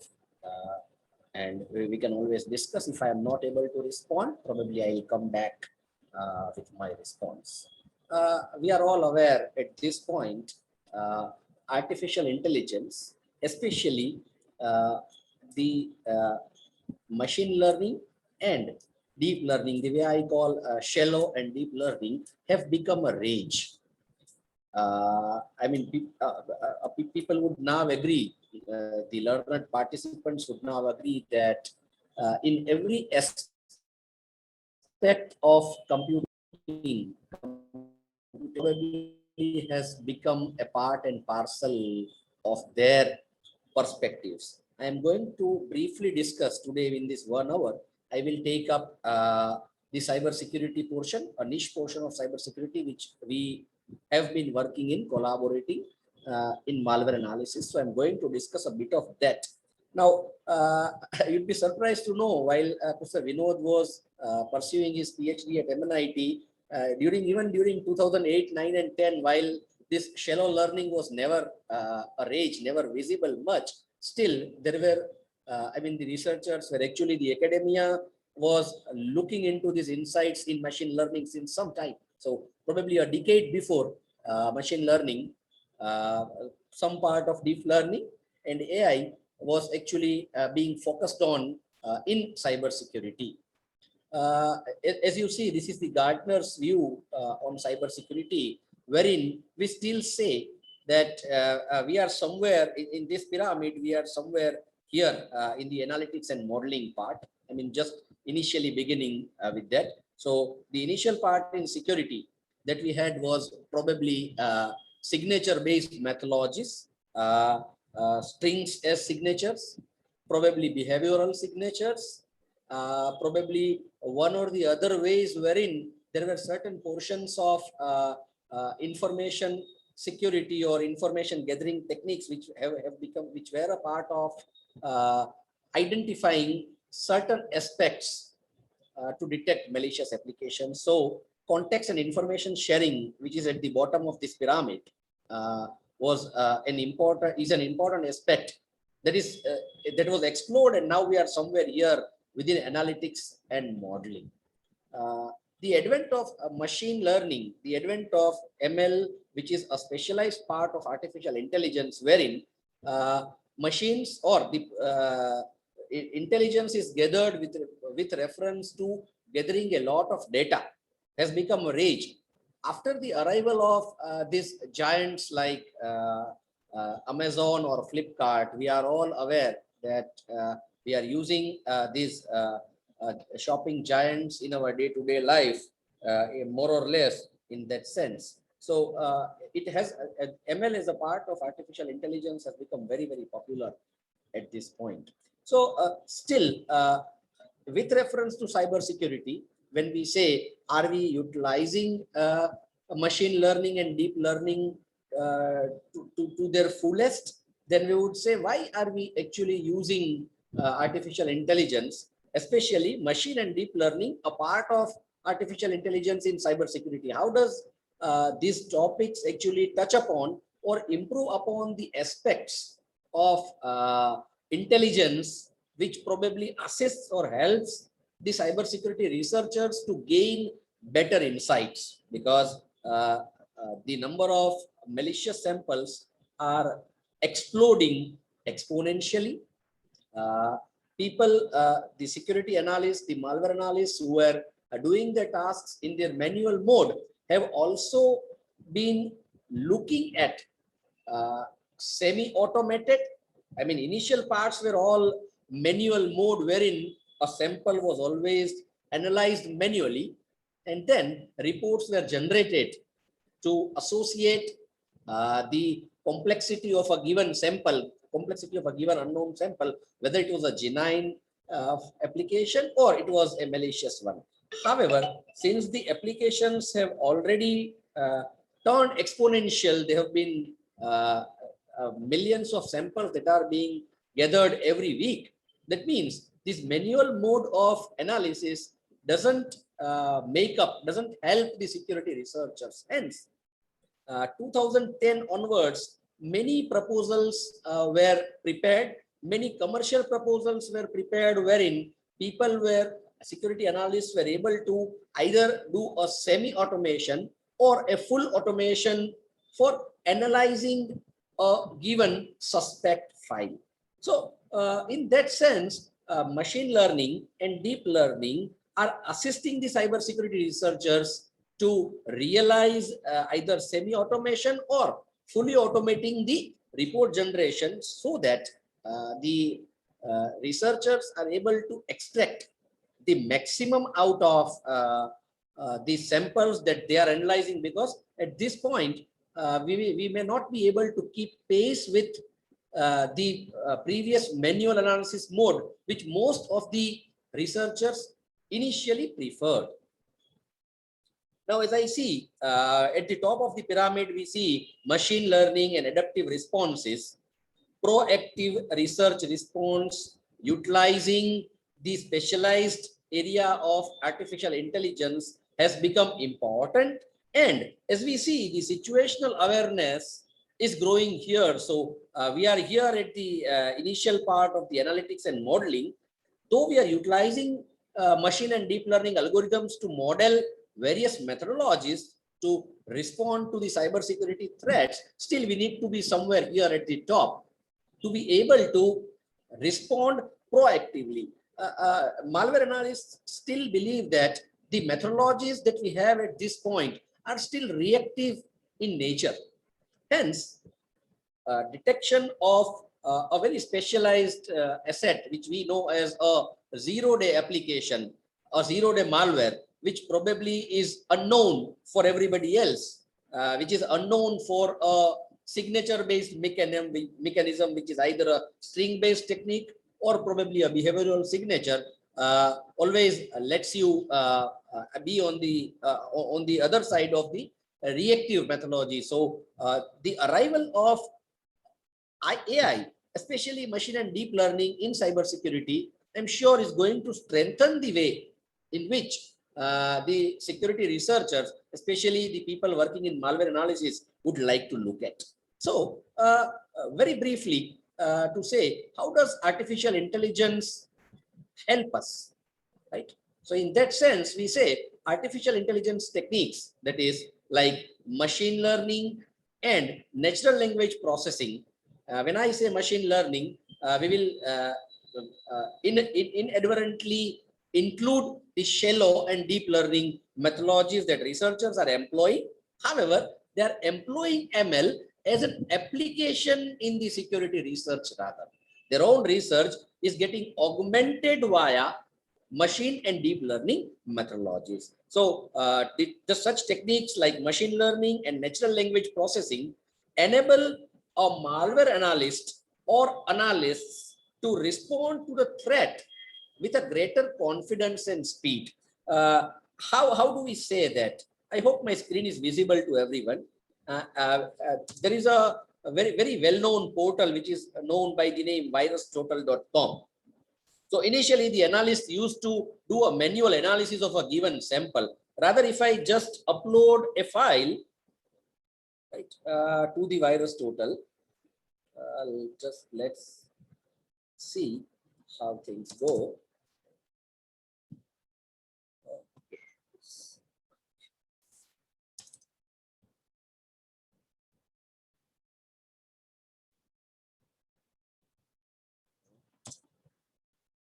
So if I upload a sample on virus total, I hope my browser screen is visible to all. So if you see, I just uploaded a sample.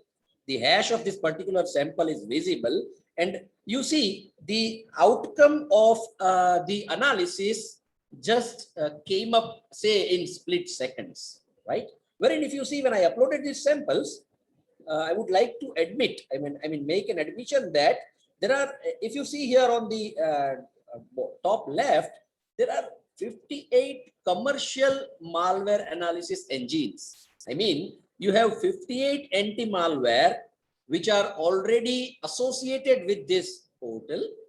And out of this, for 58 commercial anti-malware engines, as you see, something in red, right? And you see something, some green ticks.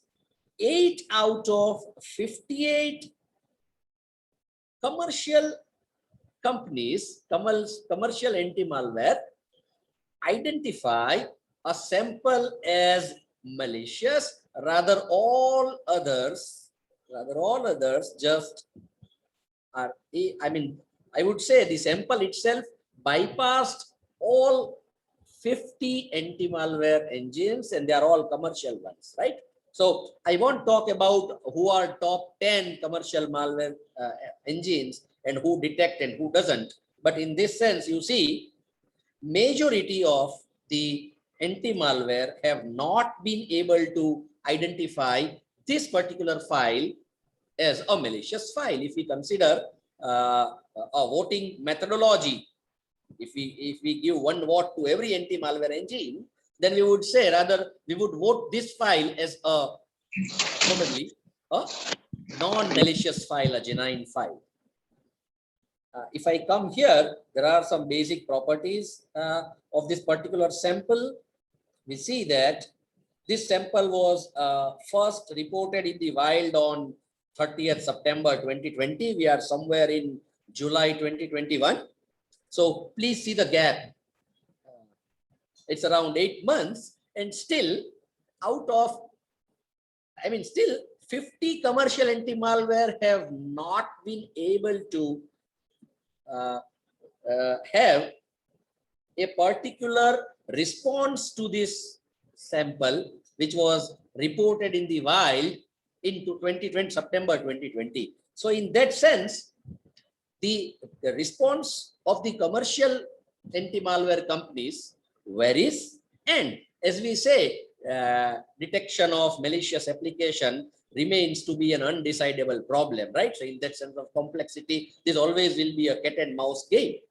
However, we have to admit that we have to ensure that the response that we have, we were somewhere at the bottom of the pyramid, and we need to go somewhere to the top so that we are able to have a proactive response. So there are certain basic informations which are available, and then probably there is no information which is associated or given by the research community as such.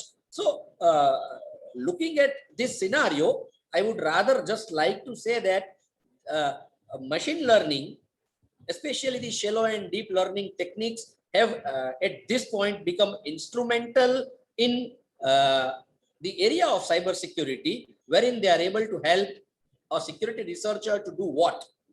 First thing, to learn machine and deep learning techniques, a part of AI, improves. How does it improve? By gathering a lot of previous data. That means the security community, the malware research community needs to come together. Academia is there together, right? Commercial companies probably are not in that sense together because they have their own IP issues and they would not want to divulge their own intellectual property by virtue of which they are able to detect malicious applications, right? So it improves the knowledge to understand cybersecurity threats and cyber risks. So first thing is learn, and learning by gathering a lot of data. So rather than programmatically, based on the parsed data, a machine learning algorithm tries to uncover the attributes, tries to uncover the issues that affect the security community. Second thing, they are able, the AI, especially ML and deep learning, are able to reason. They are able to gather useful insights and reasoning to identify the relationships between what? Between threats. Right? And what could be a threat? A threat usually is a malware.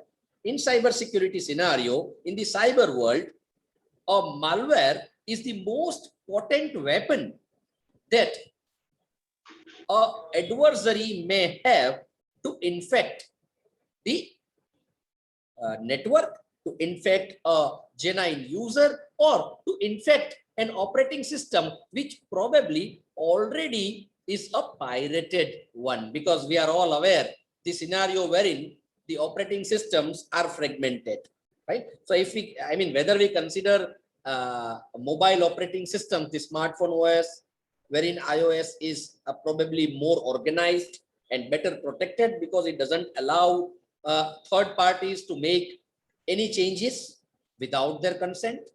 Whether we consider Android, which is as such an open source, but always changes are made by the Google engineers, wherein there is more autonomy to third-party developers, and there are multiple app stores, so issues pop up. Whether you consider Windows, generations of Windows as your desktop operating system, or if you consider Linux as a preferred open source for desktop and server versions, there are many platforms for which machine and deep learning improves its knowledge, and based on the useful data insights, they are able to reason to identify the relationships between threats like malicious files, probably specific domains, based on the domains, suspicious internet protocol addresses, or we are all aware 40% of the time the threat comes from within. The threat is an insider threat. So in that sense, artificial intelligence steps up the cybersecurity scenario, wherein we are able to gather useful insights and we are able to reason the relationship between threats. We are able to identify a relationship of an IP with a command and control, which is being pervasively moved at various locations, wherein it might be possible that two countries may not have a kind of a collaboration as far as some investigation is concerned. So learn, reason, and third thing, AI is able to augment, it is able to add value to the cybersecurity scenario as an application, as an application which helps cybersecurity analysts to gain better insights, to become more proactive rather than being reactive with reference to this cat and mouse game. So AI eliminates, as I said, I showed you that virus total page, and we were able to quickly gain some basic information, a basic report of the submitted sample. Right? It was in split seconds as such. So we see that AI eliminates time-consuming research tasks, and it provides curated analysis of the risks, thus reduces response time against evolving threats. So when we move from manual to a semi-automated task, or a semi-automated task is again moved to an automated task, sometimes things become better. In the sense when there is an exponential growth of the suspected samples or the samples under inspection, machine and deep learning with their own usefulness are able to help the analysts be more proactive. I mean, so does that mean that the days of manual analysis are gone? No. However, when some particular sample identified looks suspicious, as we just saw here on the left, right? We saw something, right, for this particular sample. So in that sense, at least 8 commercial anti-malware are able to identify this as a Trojan, and I mean, name of all this anti-malware engine is here. Okay. So what do I do next? I think since 8 votes are in favor of the sample being probably a suspect sample, an analyst would take up a manual or a semi-automated analysis of those particular samples. So if I have to take up 1,000 samples per day and 80 samples are suspicious, then semi-automated or manual analysis of those 8% samples of the total will be there. I believe if there are 1,000 samples, it's 0.8% of those samples that need to be inspected in depth. However, remaining 920 samples have been identified as not malicious, or rather they are identified to be genuine. So in that sense, we can say, yes, AI would be able to help the analyst, right? The machine and deep learning, right? It's there behind this engine as well. So they will be able to identify the samples. So let me just upload this. And as you see, this was a registry editor executable, which is uploaded. And as we see, if you see the voting, 68 commercial anti-malware were able to execute this particular file. For the previous file, 58 were able to do that task. So in that sense, there is not one single vote, there is not one commercial anti-malware that tells you that this is a suspect sample, or probably the previous sample was already identified as a particular Trojan of one particular family. So in that sense, here, this analysis lets the cyber security specialist, especially the malware analyst, be at ease and be able to proactively look at the samples that he is trying to target. I hope I am making the point clear with the generic usage of AI, especially the machine and deep learning, assisting the cybersecurity research. So we are all aware machine learning problems are available everywhere. I mean, you are able to just click a pic and you are able to convert a text. So translations are possible. Identify image captioning is always possible. We are now addicted to Amazon Prime or Netflix, right? We are not able to visit theaters. So machine and deep learning, or especially special parts of AI probably are responsible. Machine learning problems are a part and parcel of our everyday life, right? They are also a part of your healthcare systems, because at this point it's difficult for people to visit the hospitals for their cases which are probably not COVID based, right? So in that sense, we can say malware is always evolving. Malicious samples, once generated, fine, will evolve as variants. And we see, even when the analysis happened in 2020, March 2020 and April 2020, we were lucky, we were almost not affected by the COVID wave that rampaged the globe.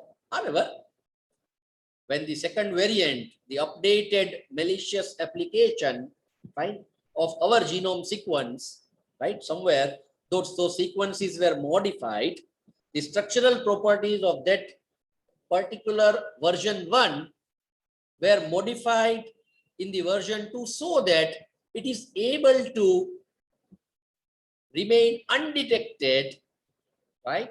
And it could not be treated with the procedures that probably were robust enough in wave 1 in March, April 2020. It created a rampage in March, April 2021, right? So a variant arrived, right? Some new structural sequences happened, and that particular sample was able to ravage us a lot.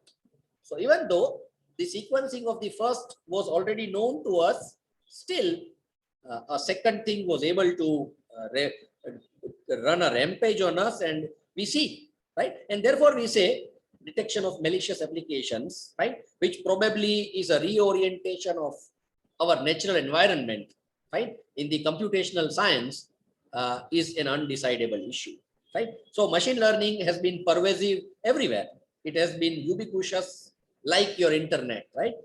This scenario was with reference to availability of internet initially, and now this scenario has simply changed after the arrival of iOS in 2007-8 and arrival of Android smartphone in 2008-9. So as we see, everybody has a smart device. So device is turning smart. Still, the security analysts or the genuine user are turning dumb in that sense. So machine and deep learning assists or helps the malware analyst or the cybersecurity as a stream to let their products be more proactive. Yeah.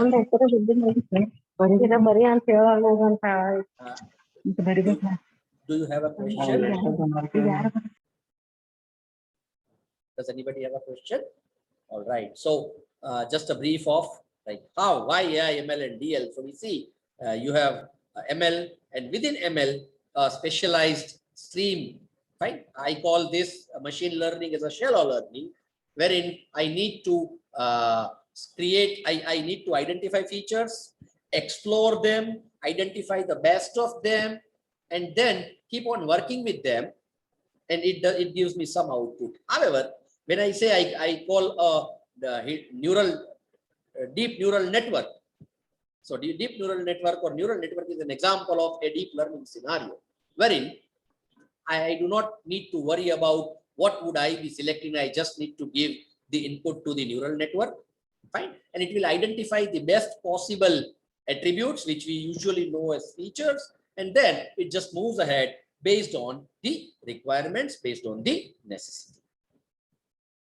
So we are all aware different ML tasks. So I can always identify my letters based on their pin codes, right? A scanner which keeps on identifying that. I'm able to recognize faces. Yeah.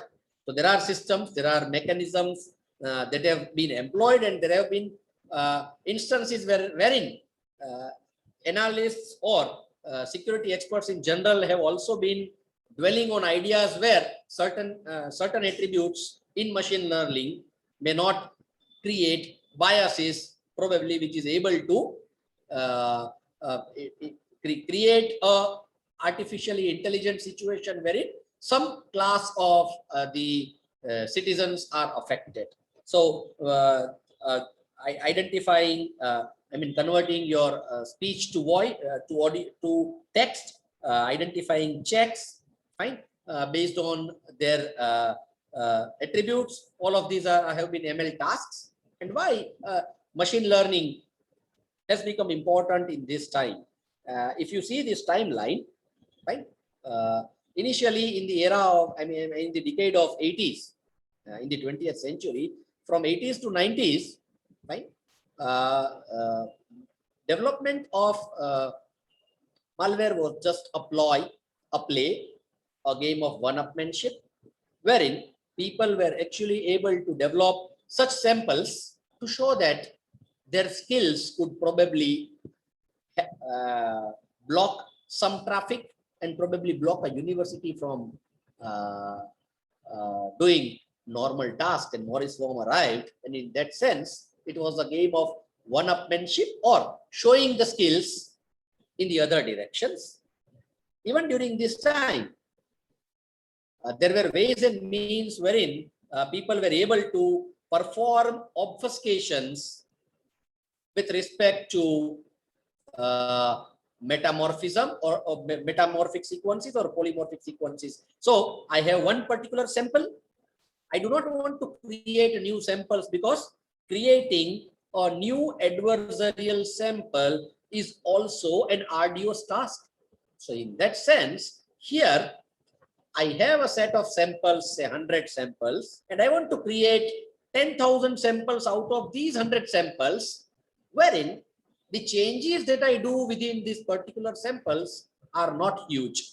So when I make a particular change, I just modify some sequences, I change certain text within the sample, and probably the initial part of the malware detection engines or your antivirus or your anti-malware were as simple as keeping a cryptographic hash as a signature for a particular malicious application. And you know, you are already aware that a bit of a change within the source file or within an inexact source is surely going to change the cryptographic hash of that particular file, right? So if an analysis engine is so naive, such as creating a signature by labeling having a cryptographic hash of that, it's an issue with that particular thing.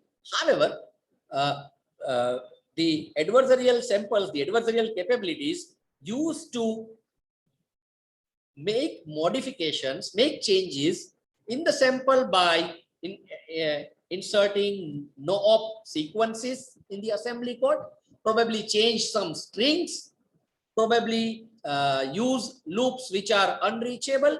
And in that sense, the malicious application performed a task which it was supposed to. However,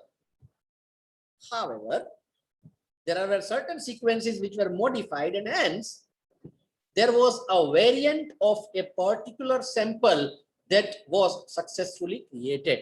So in that sense, one sample probably possibly generates hundreds of its clones, right?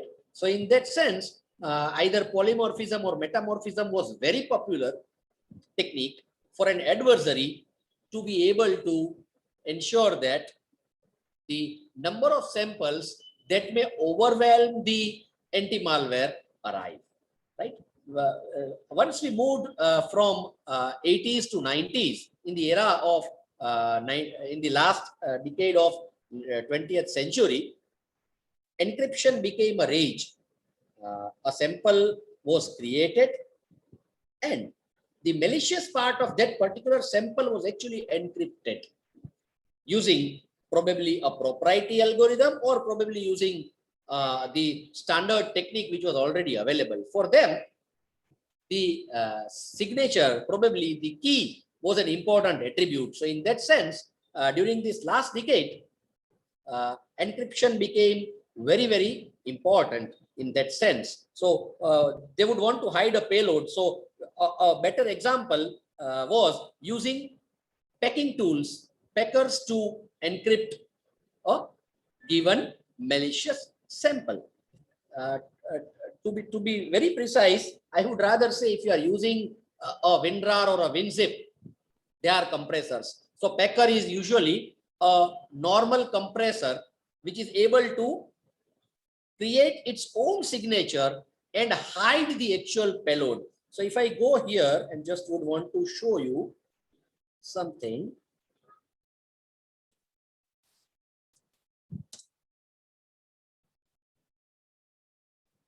So if you see this,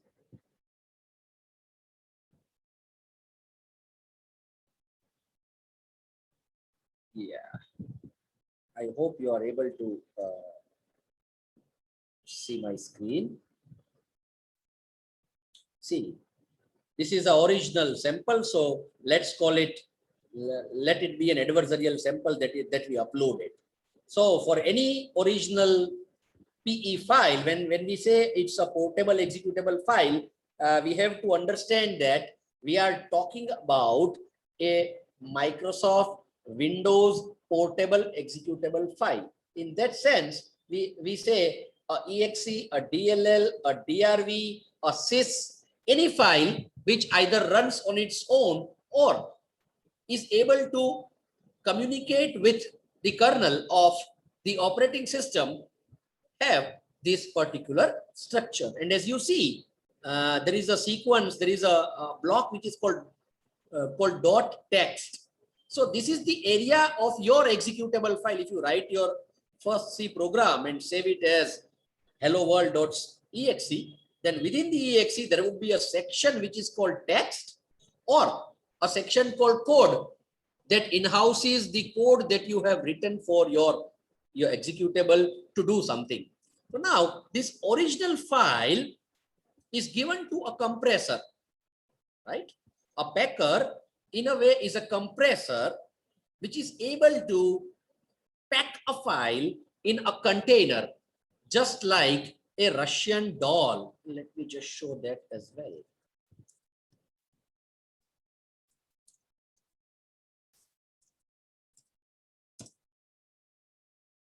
Right. So if you see here, we are all aware what's a Russian doll, right? So a layer within a layer, and you have multiple objects, right?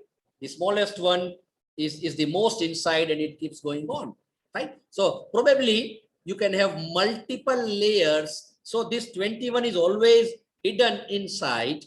And if we have, say, 1, 2, 3, 4, and 5 layers of packing, then you would always see this 12, right? So a packer is a tool that is able to pack a malicious executable within itself, and in that sense, an adversarial sample signature is somehow not visible to an anti-malware.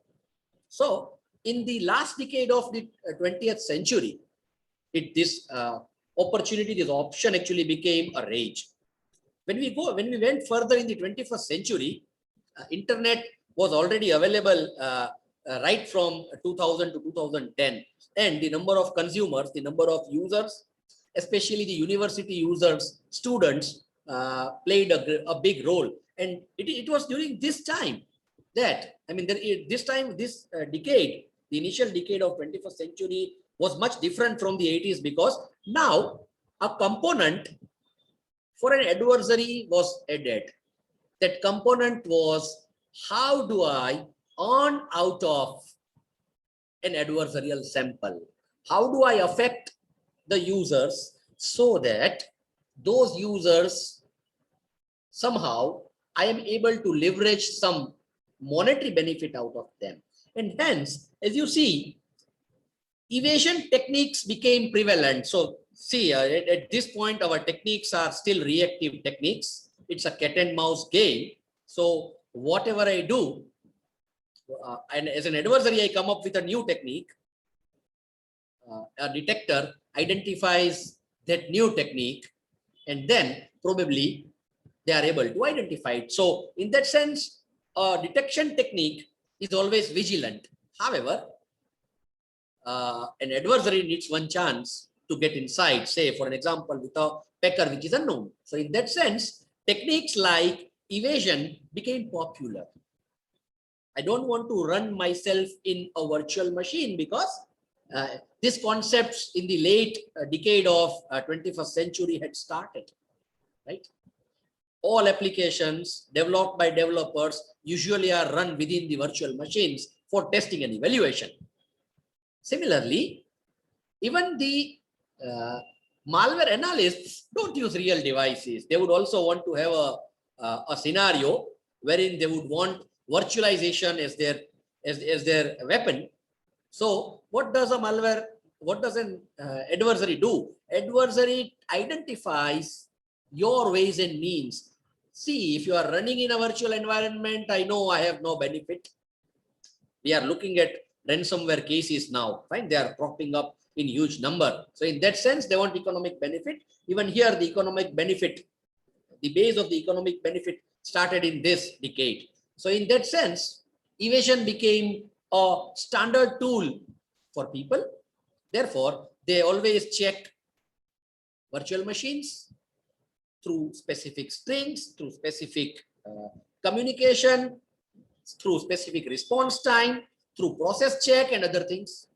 When you talk about mobile device operating systems like iOS or Android, even in that case, a developer usually prefers a VM to develop an app and evaluate it. Then he would want to port it to the device to check it, right? So in that sense, either a developer's environment or an analyst environment is not a fertile ground for an adversary.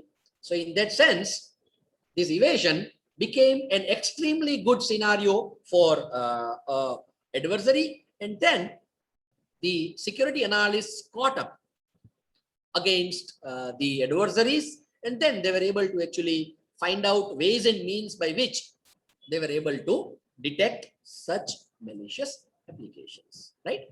Now, probably we are into a time where people have been extensively using artificial intelligence, especially machine and deep learning, to ensure that they are able to remain proactive rather than being reactive, so that they are able to detect, they are able to identify something which is an unknown malicious application. So in the previous decade of the 21st century, you see the attacks have been targeted, right? More or less, we are looking at this now, even in this decade, ransomware attacking organizations, identifying hospitals, identifying companies, identifying specific locations, right? And specific groups of adversarial attacks are happening, and the sole perspective is either a nation state targeting someone else to move them behind in scientific scenarios, or probably extracting a lot of monetary benefits out of the capabilities. However, at this point, because of the shallow and deep learning techniques in AI, the security community is catching up to improve their detection capabilities and scenarios, but still we are improving ourselves. The attacker is identifying novel scenarios and still challenging us. As you see, there are two ways to attack a user. So as you say, use machine and deep learning, or use AI as an aid to attack someone. So using machine learning by crafting an email which doesn't look spam, adding a link wherein it is such that it does not look spam, and you are able to just evade the analysis engine.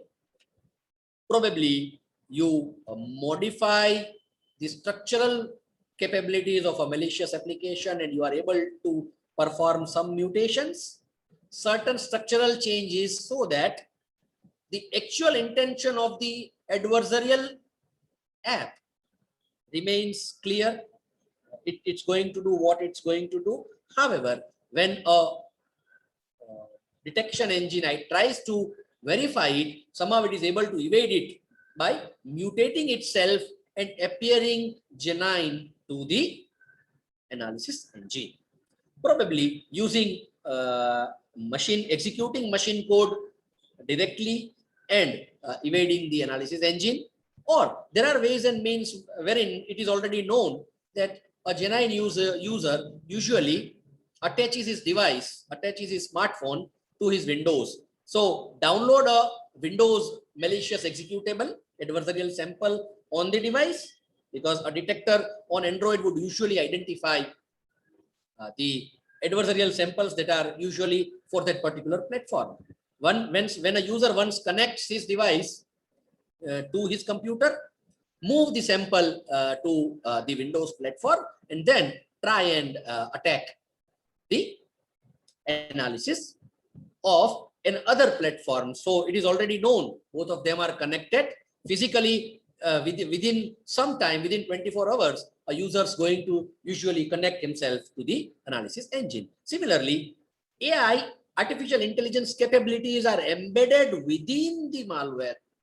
Right? Some intelligence is embedded within the adversarial sample, and I am able to attack the analysis engine. I am able to either evade an analysis engine to execute what I wish to do, right? So there are ways and means. You use AI, you get an aid from artificial intelligence to attack, or AI itself is a part of this.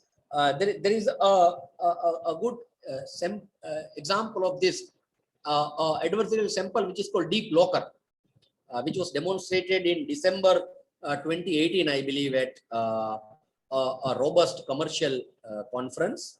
And that sample itself was such that it was able to evade most of the analysis engines, either commercial or probably the academic research. And with that particular sample, the researchers were able to demonstrate that it is possible to use, I mean, it's a two side of the same coin.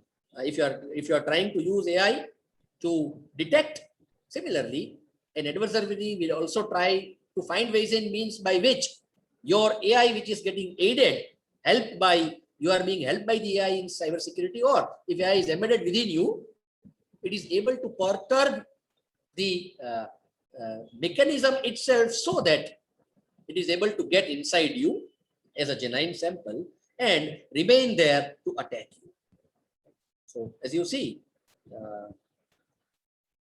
develop an email using machine learning techniques so that it does not get reported as a spam, and you are able to bypass the first layer of defense, your firewall, and then probably the second layer of defense, wherein you have a anti-malware system which is already there within the perimeter, and you try to target certain profiles to improve your success. So if you are caught, probably a variant of you will try to do that.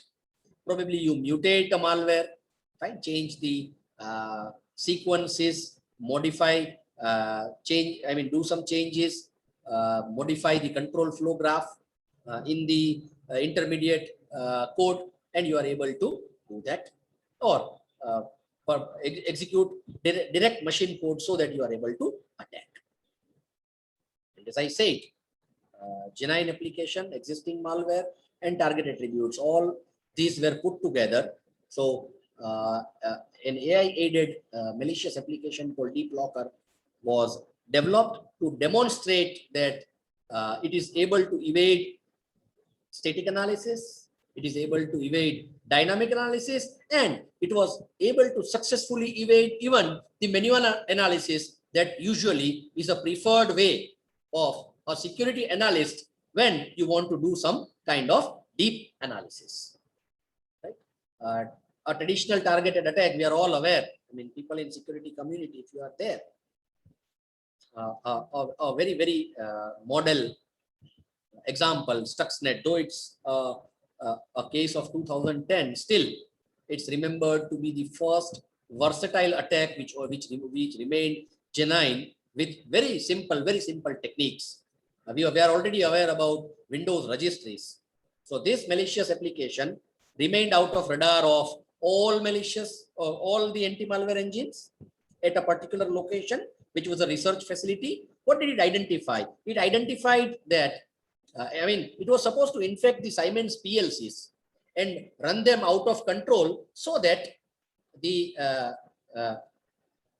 motors that were attached, controlled by the Siemens the PLCs were controlling certain motors that went out of control, and the plant itself was shut off, and the research went 2 years behind. So what did it do? It only identified machines which had this Siemens application.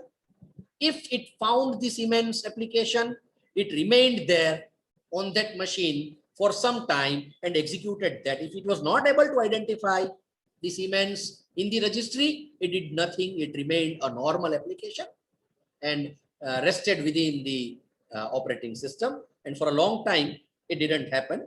Right? This went through some very, very innovative techniques, like this was an operational technology mechanism. However, they were able to infiltrate such operational technology which was never connected to internet using pen drive. So these are all reported instances wherein people still talk about Stuxnet, because there have been instances where critical systems, which are usually called operational technologies, have been attacked by adversarial samples.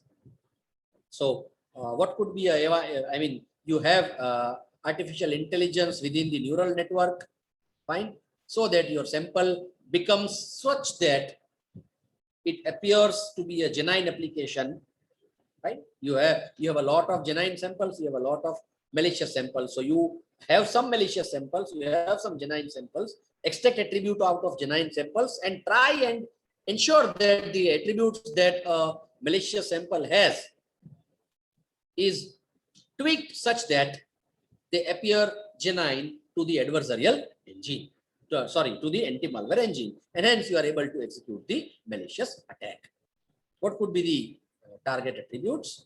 It could be physical environment, it could be audio visual. Since we are in the era of sensors, computational devices, your smart devices are I mean, already built in with so many facilities, your GPS, your Wi-Fi, right? Your processor information, memory, and a lot of things that are a part of give me a second, of this particular environment. So in that sense, this could be your attributes to attack. So I will not talk much about the machine learning problems, but these are the attributes that probably a malware analyst can target.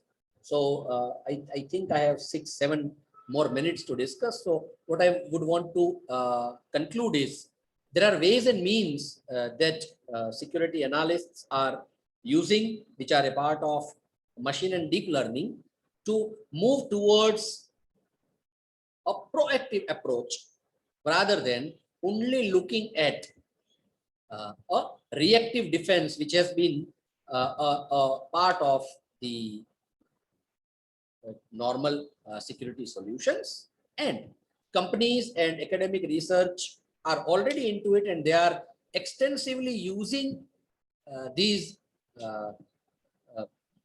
AI-aided and AI-embedded techniques so that they are able to defend their networks, they are able to defend the user networks, they are able to defend the genuine machines from the attacks. However, we also need to remember that if we are using an operating system that is already compromised, right? In that sense, we are aware, we are mostly depending on a non-genuine platform, non-genuine Windows platform to execute, to run our tasks, right? So that itself probably is a compromise scenario in one or the other sense. And then we expect the security solutions to perform good. We expect the security solution to do good, even on non-genuine, or probably the platform itself is in a way not attacked, but probably a malicious platform. So we have to remember the lessons that cybersecurity is evolving, threats are also evolving, but researchers have demonstrated that with the use of machine and deep learning as an application in cybersecurity, new methodologies have evolved, new technologies have evolved, which are aiding the security community to do better, to perform better, and protect the genuine users, protect the networks, and protect user in general. Right? Vinod sir, should I conclude or? Yeah, sir, if you want to speak for probably it's 5 minutes. Yeah. So Okay. there are some So, questions, we can take them. Yeah, dear participants, if there are some questions, kindly type in the chat window. I can read it for you if you have questions. So we can wait for a couple of minutes if they are typing. Sure.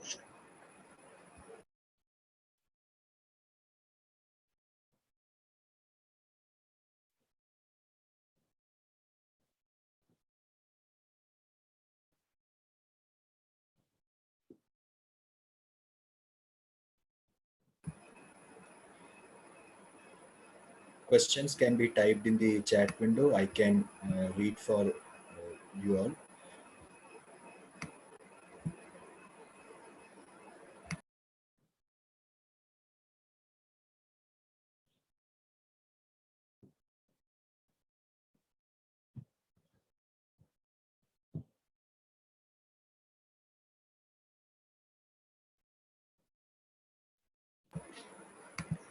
Yeah, so if there are no questions, maybe like we can take it offline. So thank you, Dr. Parvez, for a wonderful lecture. And we thank you for sparing your valuable time with us. I know you are busy with multiple assignments. So I, on behalf of Department of Computer Applications from Cochin University of Science and Technology, thank you for sharing your valuable knowledge with us. Sir, there is a question. Shall I read Yeah, for sir. you? Please. Yeah. So it's from Raghavendra. It says, as more than 3.8 billion smartphones are today, malware are increasing. There are data sets for malware detection. So I want to know which data set should be used for detecting malwares or Android. So he's talking about the maybe like source of the data set, what I understand from the question. Yeah. So maybe Mila's, I let me put it in the chat box. You can have this Mila's malware repository.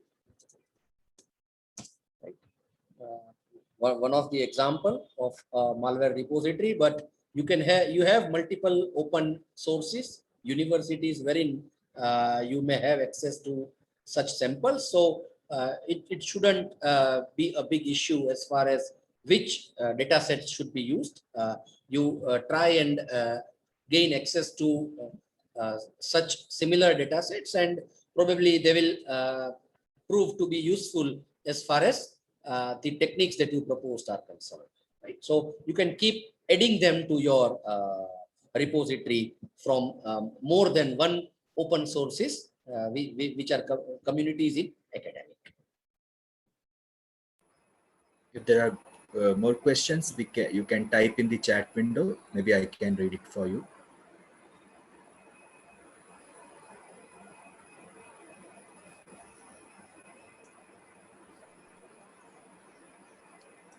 So thank you, Dr. Parvez, for a wonderful talk.